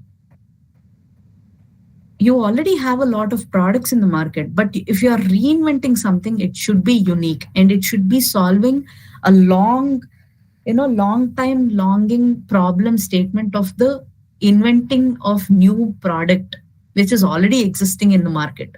There is no point reinventing something. That comes at a market requirement level. If you're unable to define the market requirement and if you're doing something which is not needed. For example, if you take an example of McDonald's, okay, McDonald's, I'm sure all of you would agree with me that McDonald's is, if you go abroad any country, what you get in India McDonald's and what you get in abroad McDonald's is not same at all. They've come here, they've understood the market of India, where we are very much prone to having aloo, for example, the chicken that we eat, how soft it should be, and the aloo toast that we usually like to put it in between, 2 buns, like the vada pav taste. So they have kind of got into our shoes, understood what an Indian audience or an Indian user would like to have. That is the market requirement. If the market requirement is something and what you are doing is something, you will have to go back and do your ideation process once again.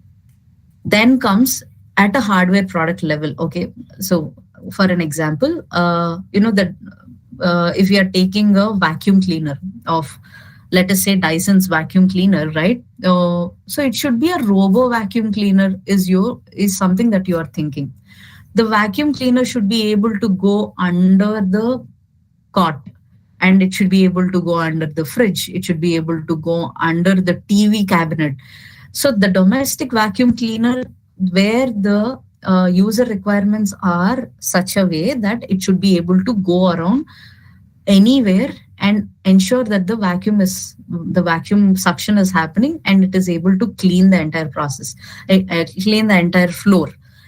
So that is a requirement. What involves here is electrical, electronics, mechanical, firmware, software, serviceability. If you are unable to solve the problem of serviceability, please go back and do your ideation process at a way that go-to-market is clearly understood, right? So all these points have to be clearly understood at the concept level, right? So the user requirement, product requirement, market requirement, and all the choices has to be made during the concept level. Electrical, electronics, mechanical, firmware, software, serviceability. All of these has to be clearly understood. Any doubts here?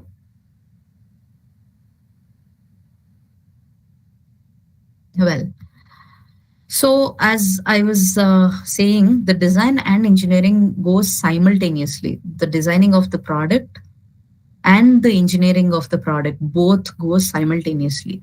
In this, at this stage, what you identify is that the aesthetic looks, functionality, assembly, standards which include testings, EMI, EMC testings, RF testing, mechanical and manufacturable, serviceable, and spares. It also includes branding and packaging. You should be able to see through the entire process of making your products design look like an engineered product, which will be able to get into the market in a fully packaged container or a box or whatever you are thinking like. So the branding has to be designed, branding has to be thought about, the packaging has to be thought about when you are actually designing the product. Because let us say, for example, you are trying to design a water bottle. Am I visible? Is my... Yes, ma'am. So let's say this is a glass water bottle. Okay. This is a glass water bottle. Okay. Why are we thinking about taking into a glass water bottle when I'm actually buying? Glass is fragile, right? And think about a water bottle which is metallic. Okay. So when you are making a metal water bottle and a glass water bottle, you should be able to ensure that it is not slipping down. If you are unable to make sure that I'm able to hold it properly, please, you cannot put the same water bottle style in holding a fragile water bottle.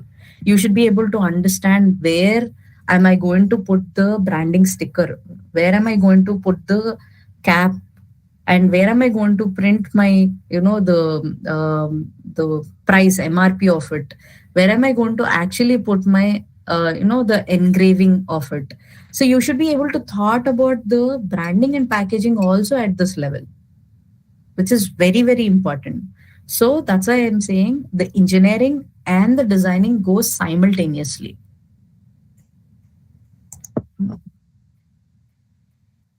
So at this level, right, so the aesthetics of the aesthetics of the product should be clearly understood. You should be able to visualize how it should look like. That's where the experimentation is very important. The iteration has to happen. If you're unable to say, okay, at a very early stage, if let's say the Apple iPhone product was able to visualize iPhone 14, we would still not have the iPhone 1 in the market. They were able to identify the market need at that moment, came with a brick model, released it, then did an iteration process, then went ahead and invented, iPhone 2, 3, 4, and so on, so forth. So the aesthetics were well thought at that stage. If your phone is slippery, or if your product is slippery, or your bottle, whatever product that you're designing, the look, feel, and and the functionality and the assembly, everything should be thought at, and what standards are you expecting for which sort of a product. If it is a mechanical product, what standards does it require, and what are the testings that are required. If you're talking about an electronics component or electronics product that you're actually taking it to into the market, you should be able to understand, okay, if I have to conduct a vibration test, if I have to conduct a humidity test, environmental test, what sort of tests are needed should be identified at a stage of third and fourth. And then the manufacturability. You should be able to visualize the manufacturability.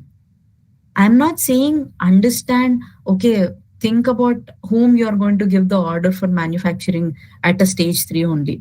But you should be able to see through what material are you choosing, what technology are you actually thinking about.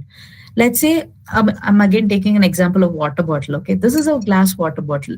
And if you are trying to solve be in the race of sustainability and problem of, disposing, you should be able to see through the problem, saying that, okay, I am going to design a water bottle which can be carried by anywhere, anybody. For me, if I'm holding this water bottle, can I actually carry it everywhere, wherever I want to carry? I would switch to another plastic bottle because it is fragile, right?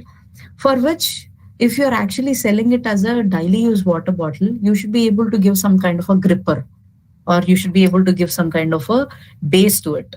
So that level of manufacturability, that level of spares also should be understood. The spares and the extra consumables also should be able to understood. And so the branding and packaging. So these are very key steps. The designing and the engineering are a very key steps and stages of the prototyping level. So you should be able to get more vendors connected, more people working for you in terms of the design. And you should be able to give, if you're not a designer, you should be able to give the inputs to the designer in such a way that he understands your heart, he understands your brain, and picks it from where you gave it to him or she, right? So that is the level of communication you should be able to clearly see through in terms of getting your design what your heart says, because it's your product, it's your baby. You should be able to put through the shoes of the consumer. The consumer's needs should be clearly communicated to the design person or the engineering person, or at any level. People should be able to have a seamless communication, whoever is actually working for you. All right. So any questions here? No, you're good. Thanks. All right. Thanks. Then comes the prototyping. At the prototyping, what happens is you will actually validate your design. This is a validation process. Validation is you make it, you see how it looks like, you feel it, you observe it. Design level also, let's say I'm putting a logo here, okay, and I'm putting a cross mark here. Does it really look good on the screen when I'm actually putting it? I want to hide it, right? And so let's say I'm putting this kind of a strokes here, or let's say I'm putting a logo here or the color here. I should be able to understand if it is actually, the design looks good, the design feels good for people who are actually using it, the user level. Because you're ultimately going to sell this product to a user, right? If the consumer is not happy, your product is not marketable, right? So the validation of the design has to happen there, and the engineering validation also has to happen there, and the manufacturing and the standards, each standards, whatever standards are required. The test is okay. The EMI testings, humidity testings. Let's say you're designing an electronic product or a mobile phone or a smartwatch or anything. The smartwatch should be able to withstand to the vibration when it is transported to Kashmir. That is your see, you should be able to visualize that, right? So for that, you need a vibration testing to happen. Nothing offensive here. Most of the MI products or Xiaomi products had a lot of problems when they have launched into the market. And why is it? Because they have not gone through a lot of certifications and the standard testings that are needed for it.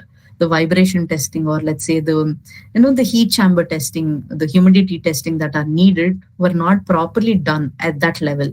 Now they're actually improving on it, and they have a thorough process to go through it. So the user validation. So once you make the product, right, give it to multiple users, ask them to use the product. Consumers, ask them to use the product and give you honest feedback. You cannot just give it to your family members and say, okay, your mother or your father, and give this product and ask your mother and father to give you a review. They would definitely like it, or they might not. They utterly like it. So these will be a situation. You have to choose the right audience. As we discussed previously, the right audience has to be thought about, and you have to send a survey questions. Not more than 5 questions has to go to them.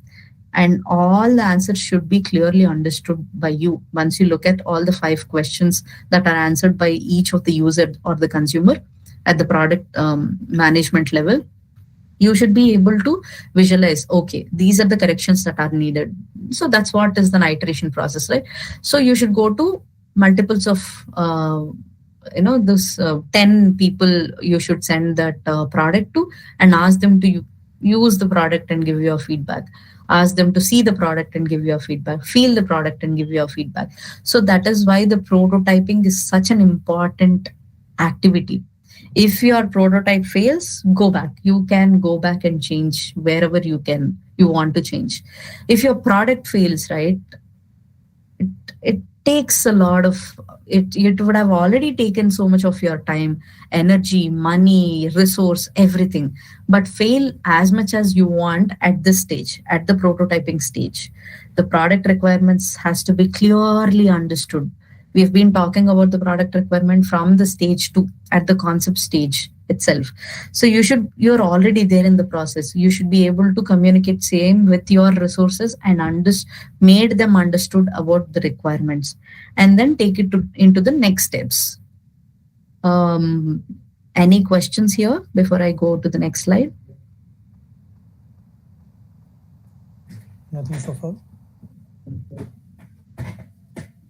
All right. So here is an important stage. Once your prototype is success and your user feedback is with you, you will be able to design it for the manufacturing. Prototype design and the DFM are two different. Two different as in it is an updated version of your prototype design, DFM, because it should be able to manufacture. The batch manufacturing and the mass manufacturing happens at this stage because it goes to the production level.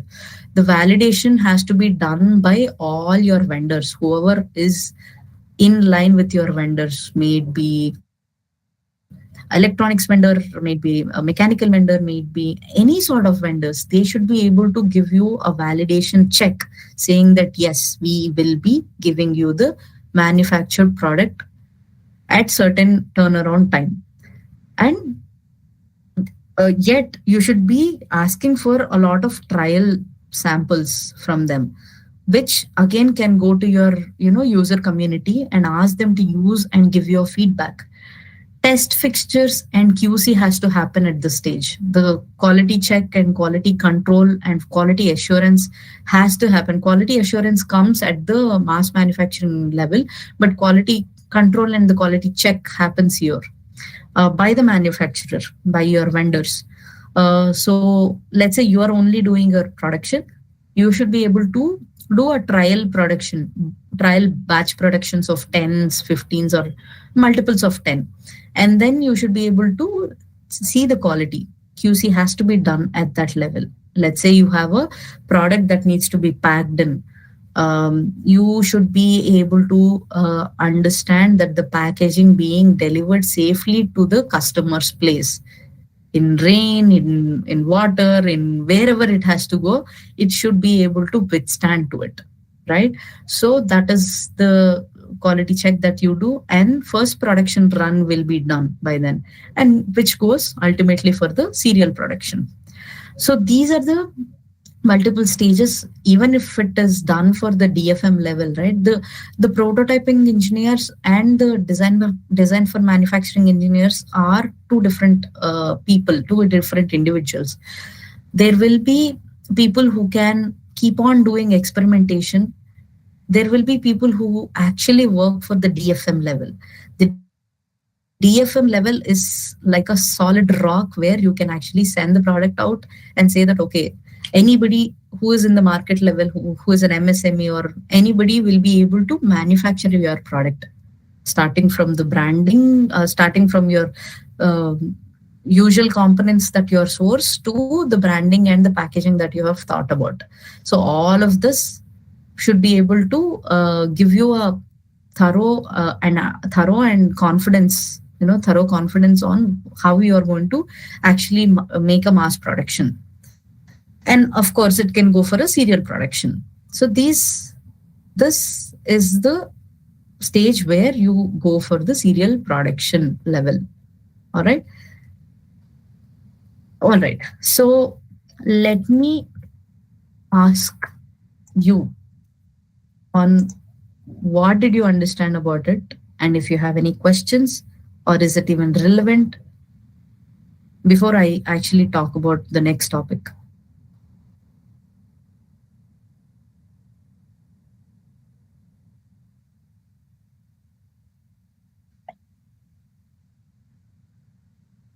So basically, ma'am, you provide services with respect to the prototypes. For example, I may have something in my mind, but I may not have the facilities to design it. And I cannot generate the facility to design also at a small level or at a prototype level. So you have those facility to create the prototypes. Right. So absolutely, Dr. Imran. I will give you that overview in the next slides. Okay. So I just wanted to understand if everybody was able to understand all the 6 stages of the product level, product life cycle. Yeah. All right. Great. So I will go to the overview of what. Hi, this is Rakesh here. I just have a quick question. Let's see, from a software production point of view, right? We kind of follow a software development life cycle, and in the recent past, we have been using this agile methodology to keep up with time, right? And we are talking about hardware products here, right? So, I mean, how do you guys keep up with time, basically? I mean, do we have any such methodologies which would help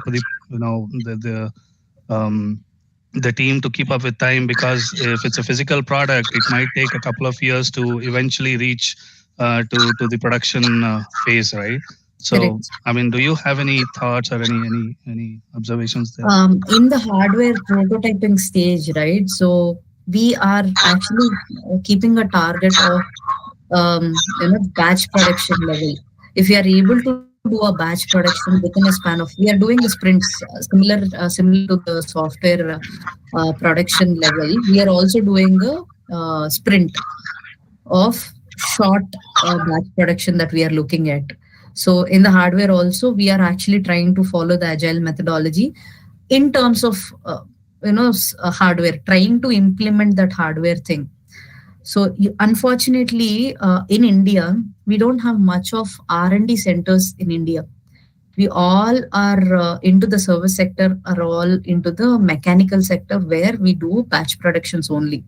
Assemblies, joineries, job works. You talk about any organization.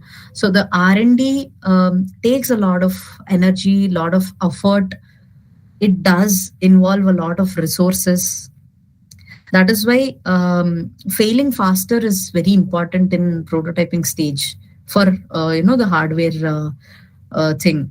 You can probably in software you can probably save few of the designs that you have made up and then use it for later. But in hardware, what happens is the design remains, but you might eventually, once you make the product in a different material, you might want to change the entire aesthetics. That's why identifying the material and testing it with the material that you're going to actually do the mass manufacturing is also to be identified at the concept level, or at least at the fourth stage where the design and the engineering is identified. So that's why we are, it takes a lot of effort. We are trying to keep up with the time, but no such ground rule, thumb rule saying that you can go ahead with the agile process and go ahead and do it. Okay. Thanks for sharing that. Yeah, thank you. All right. Excuse me, ma'am. Very quick question. Sure. This side, Ghazala Naz here from ISL Engineering College. So my question is, we'll have to send the trial products, right? So even for the trial sessions, the product need to get the QC check? For trial, not necessarily, but you have to understand what you are trying to achieve. Are you achieving any assembly requirements or aesthetic requirements or feel requirements? It depends on what you are trying to achieve there. If you have not identified, let's say I'm trying to make a Bluetooth speaker. Okay, that's an example where I might want to put a metallic structure at the corners. That is your aspiration. And then you are trying to do an entire product in a metallic structure that might fail everything.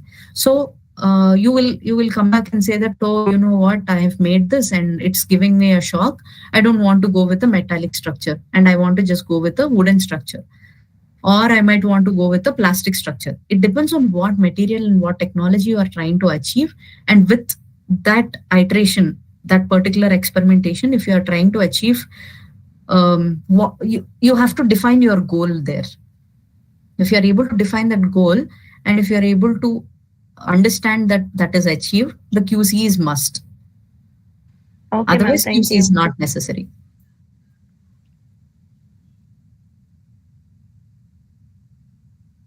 Any other questions?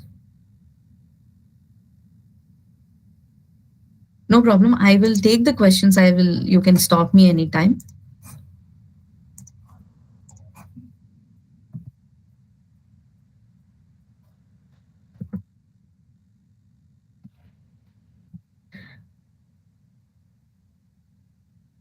Right. So a quick overview of what TWorks Foundation is. As I've been telling you, TWorks is Telangana government's initiative. It's a Section 8 non-profit organization. Right now, we are at High-Tech City. I'm sure most of you know where T-Hub is located. We are right next to T-Hub. So as T-Hub, T-Works, you hear a lot of names like OTBI, T-Hub, T-Works. All of us are trying to help, to get the ideas faster into the market. All of us have been into the incubation and acceleration programs where you do connect with the market and get your fund raised, or connect with your VC, get your, go to the market or do whatever you want. Everybody is doing that except TWorks. TWorks doesn't do incubation or acceleration. TWorks, OTBI kind of a thing, does acceleration and incubation, whereas TWorks does support only prototyping, that too into hardware prototyping. So at TWorks, right now we are at High-Tech City, positioned in a phase 1 building of ours, which is 78,000 square feet, where we have 10 workshops. So all these woodworking, welding, sheet metal, machining, PCB, e-work station, pre-compliance, 3D printing, finish shop, pottery, out of which 7 workshops are up and running. Except the sheet metal, finish shop, and plastics and composites, we have all other all other shops up and running, where you can come experiment your product with a clay mold and see how it looks like, and then probably go to 3D printing, and then probably go to sheet metal, and then join things using welding, or make a wooden structure using our wooden workshop, and then probably go back to a sheet metal and machine your product, make a metallic structure like this, and then go to a finish shop and spray paint your product, and then probably go to in simultaneously go to PCB fabrication and do your electronics joining, assembly and everything, and then go for a pre-compliance there. Pre-compliance is basically testing of the electronics. So all at one place, everything under one roof in this only one building. This building is 78,000 square feet spread across for not less than 300 people per day can occupy the space and make your job easy, the experimentation easy. You are probably trying to do an assembly job and understand, let's say you are trying to make gripper for this water bottle. You can probably go to some 3D printing room and make some kind of a resin gripper that can hold this. That can be your product. Come here, learn about it, make some bottles, plastic bottles, or try to make some wooden structure, or try to make some sheet structure, metallic structure. Whatever you can, or you think, or you want to do, can be done at the T-Works prototyping facility. And this facility currently has metal shop with all the machining requirements except for the sheet metal, flow drilling, CNC pipe bending. CNC pipe bending, for example, you are an enthusiast who is looking at making a chassis for some vehicle, an automotive. You can come here and hire some time of the pipe bending, make your pipe bent here and make a chassis out of it. The machining shop is open, the welding shop is open, and the wood shop is open, 3D printing shop is open. I'm sure all of you know about 3D printing, metal shop, wood shop. And of course, electronic shop mein what we have is, and each shop may, it can take a load of any sort of jobs. Right now, we have started taking a lot of jobs already. In 3D printing room, we have 21 3D printers already available, and wood shop is already there. We have power tools, hand tools, where you can rent such equipments and utilize it for your prototyping. Electronic shop, we have pick and place PCB assembly. PCB, I'm sure you know what is PCB, a circuit board, the green color circuit board that you see. I'm sure the electronics folks that are our participants will be able to feel excited about when I'm talking about this. The PCB you will have small components. You should be able to do that job automatically with the pick and place SMT line that we have, and soldering stations and oscilloscopes are there, multimeters are there, microscopes, thermal imaging, everything is there. Let's say you are doing a thermal imaging for your product and you have to go to Balnagar or Chintal or wherever you have to go.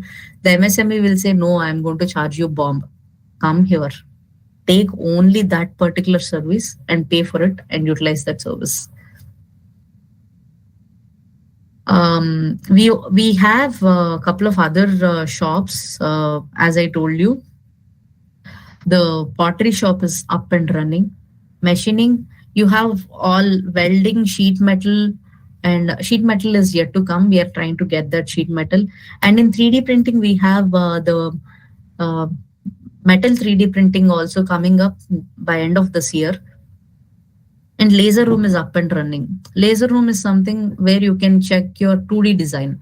3D printing, you can check the 3D design, right? So you will not be spending so much amount of money or energy or resource before you actually get your first prototype out. If you're able to visualize what I'm trying to show here, I can probably show you a video of what we have. I will show you that. So we are, as I discussed, we are located at the high tech city right next to T Hub, and currently we are operating two ways. One is currently we are operating two ways. The engagement model is going to be an individual like me or an individual like Mr. Dr. Imran Khan or Jaishankar Kota Reddy or Rohan can come, or Rohan as an institute also can come here and utilize the services of TWorks, or an MSME who is actually trying to do job works for some giant company and he is not very sure if his machine can do that job. He can come here, perform that job, and implement another capability for himself or improvise his serviceability for upgrading his services. All right. So, and this will be available for corporates as well. Corporates who are actually doing their R&D do not have to set up their R&D facility here in India. We have TWorks come here and do your prototyping here. If you need any vendor connects, you will have an open source of all the vendor connects. Right now we are operating with regional vendor connects. We can give you vendor connects of suppliers, manufacturers, or component sourcing or anything. There will be a component retail store available where you can source components. To start with electronics components, I'm sure who's an electronic engineer from the crowd will be able to relate to what I'm saying. If you have to source components, right, it is an expensive task. You might have to go to Mouser Electronics. Mouser Electronics is like an Amazon for electronic components. So through TWorks, you will be able to get it at a subsidized cost because we already have that membership with Mouser Electronics where we can spend good amount of money and you don't really have to pay that amount to subscribe. All right. So in such a way, you have a lot of services that are going to come here. Right now, we are operating with only 12 crore worth equipment in TWorks. Going ahead, TWorks will have more than 100 crore equipment stationed for public to utilize the facility. This is a facilitation center. In colleges, I'm sure everybody would have labs. And at the college level, you will have curriculum to achieve and the examinations to go through, and you will study only for the curriculum. But you will also have some ideas that you would want to take it into the market or you would want to experiment. You can come here, do that experimentation process. So everybody is a hobbyist. Everybody. The vision of TWorks is that we are here to celebrate the culture of making. Celebrate the culture of making with who experiment and explore without the fear of failure. So when we fail, right? For example, I break this water bottle. I would never want to use a water bottle which is glass. All right. So that is fear of failure. Someone had asked a question. Any mentoring program for students on building prototype on how to? One second. And how to design things. Okay. So as I was telling Mr. Bharat Kumar, we have in-house designers, engineers, and technical machine operators to help you with your design process. We engage with market in two ways. One is that you know your design, you know your technology, you know your material. You can send that CAD model to us. We will design it for you. I mean, we will fabricate it for you and deliver it back to you. Let's say you're asking us to make a cap with screws like this. All right. Design. The size is chosen, the material is chosen, the color is chosen. We can do that for you and send it across. All we need is the design, the CAD model for it. You do not know, but you are at a concept stage. You can come sit with us. You can go to our solutions, write to solutions@tworks.in. We will validate your idea. we'll understand if what level are you actually doing it. Is it a personal project, or you are trying to make any social impacting project or anything? We will look at that idea and understand. There are a few questions that we ask. There are about some 4 to 5 questions that we ask, and you can write to us. I'm going to put it in the chat box here.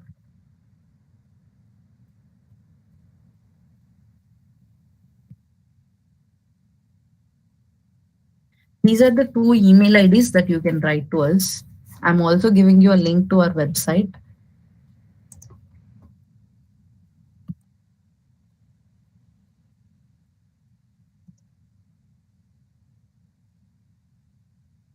Through this, you can access whole information that I've been talking about. All right. So, well, mentoring programs, we do not have it yet, Mr. Bharat Kumar. But it depends on what sort of idea you are actually trying to do. If it requires a couple of hours of our mentors, we can probably give that time for you. I would request you to write to solutions@tworks.in and understand if your program, if your idea can be mentored and we can give you a mentoring. We are yet to be inaugurated. We are very soon inaugurating. However, we have started giving our services through proto@tworks.in and solutions@tworks.in. So do reach out to us. If you have any questions, the next 5 minutes are open. Next 3 minutes are open for questions.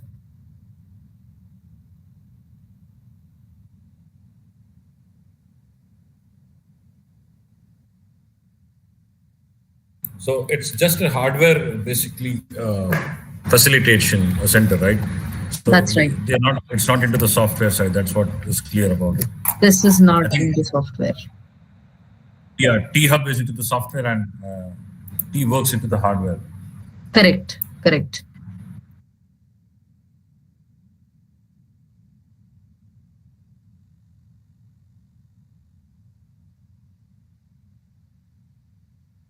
I'm open for the feedback. I'm open for questions. I'm available for next 2 minutes here.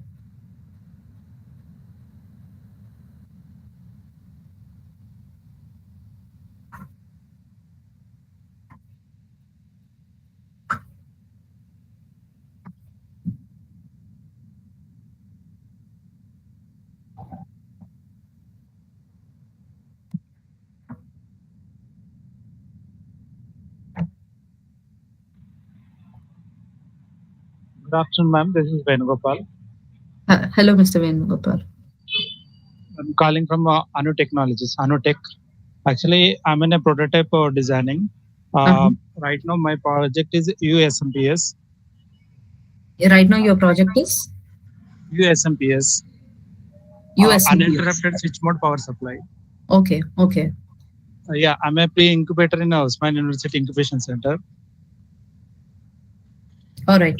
Yeah, I'm looking for the prototype design help, ma'am, regarding how to design it. Because I made one design. Okay. You have already made your design, is it? Do you think that can be fabricated? Hello? Hello, Mr. Venugopal? I think he lost his connection, I think. All right. So I'm dropping few questions for you, okay? If you're actually looking at some support or a help, I would request you to please write to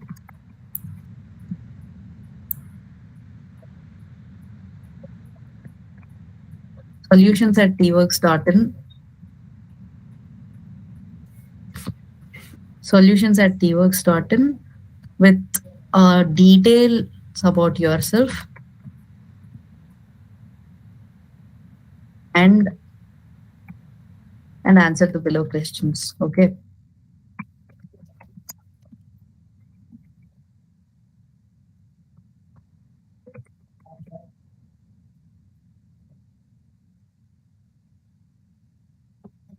Right.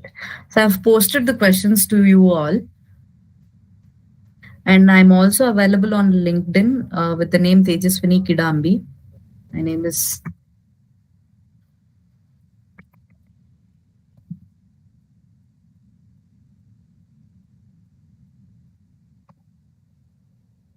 I'm dropping my LinkedIn link also here. You can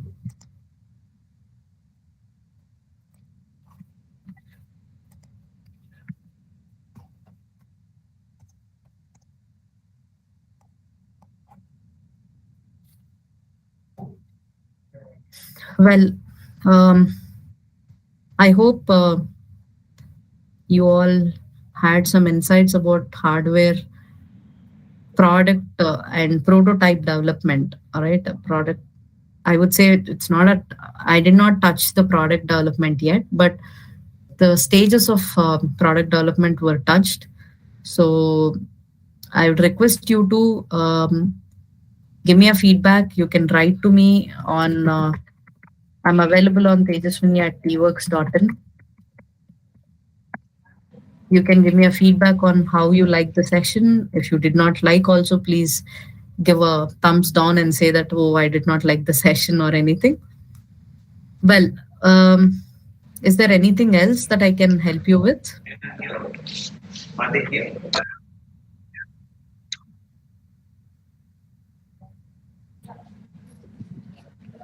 Yes, ma'am. Thank you so much, ma'am. The program session was very informative. I hope all the participants benefited from it. Thank you so much, everyone, for tuning in. You can join tomorrow for our next session at 2 p.m. Thank you. Thank you so much, ma'am. Thank you, everyone. Thank you. Thank you, ma'am. Thank you very much. Thanks.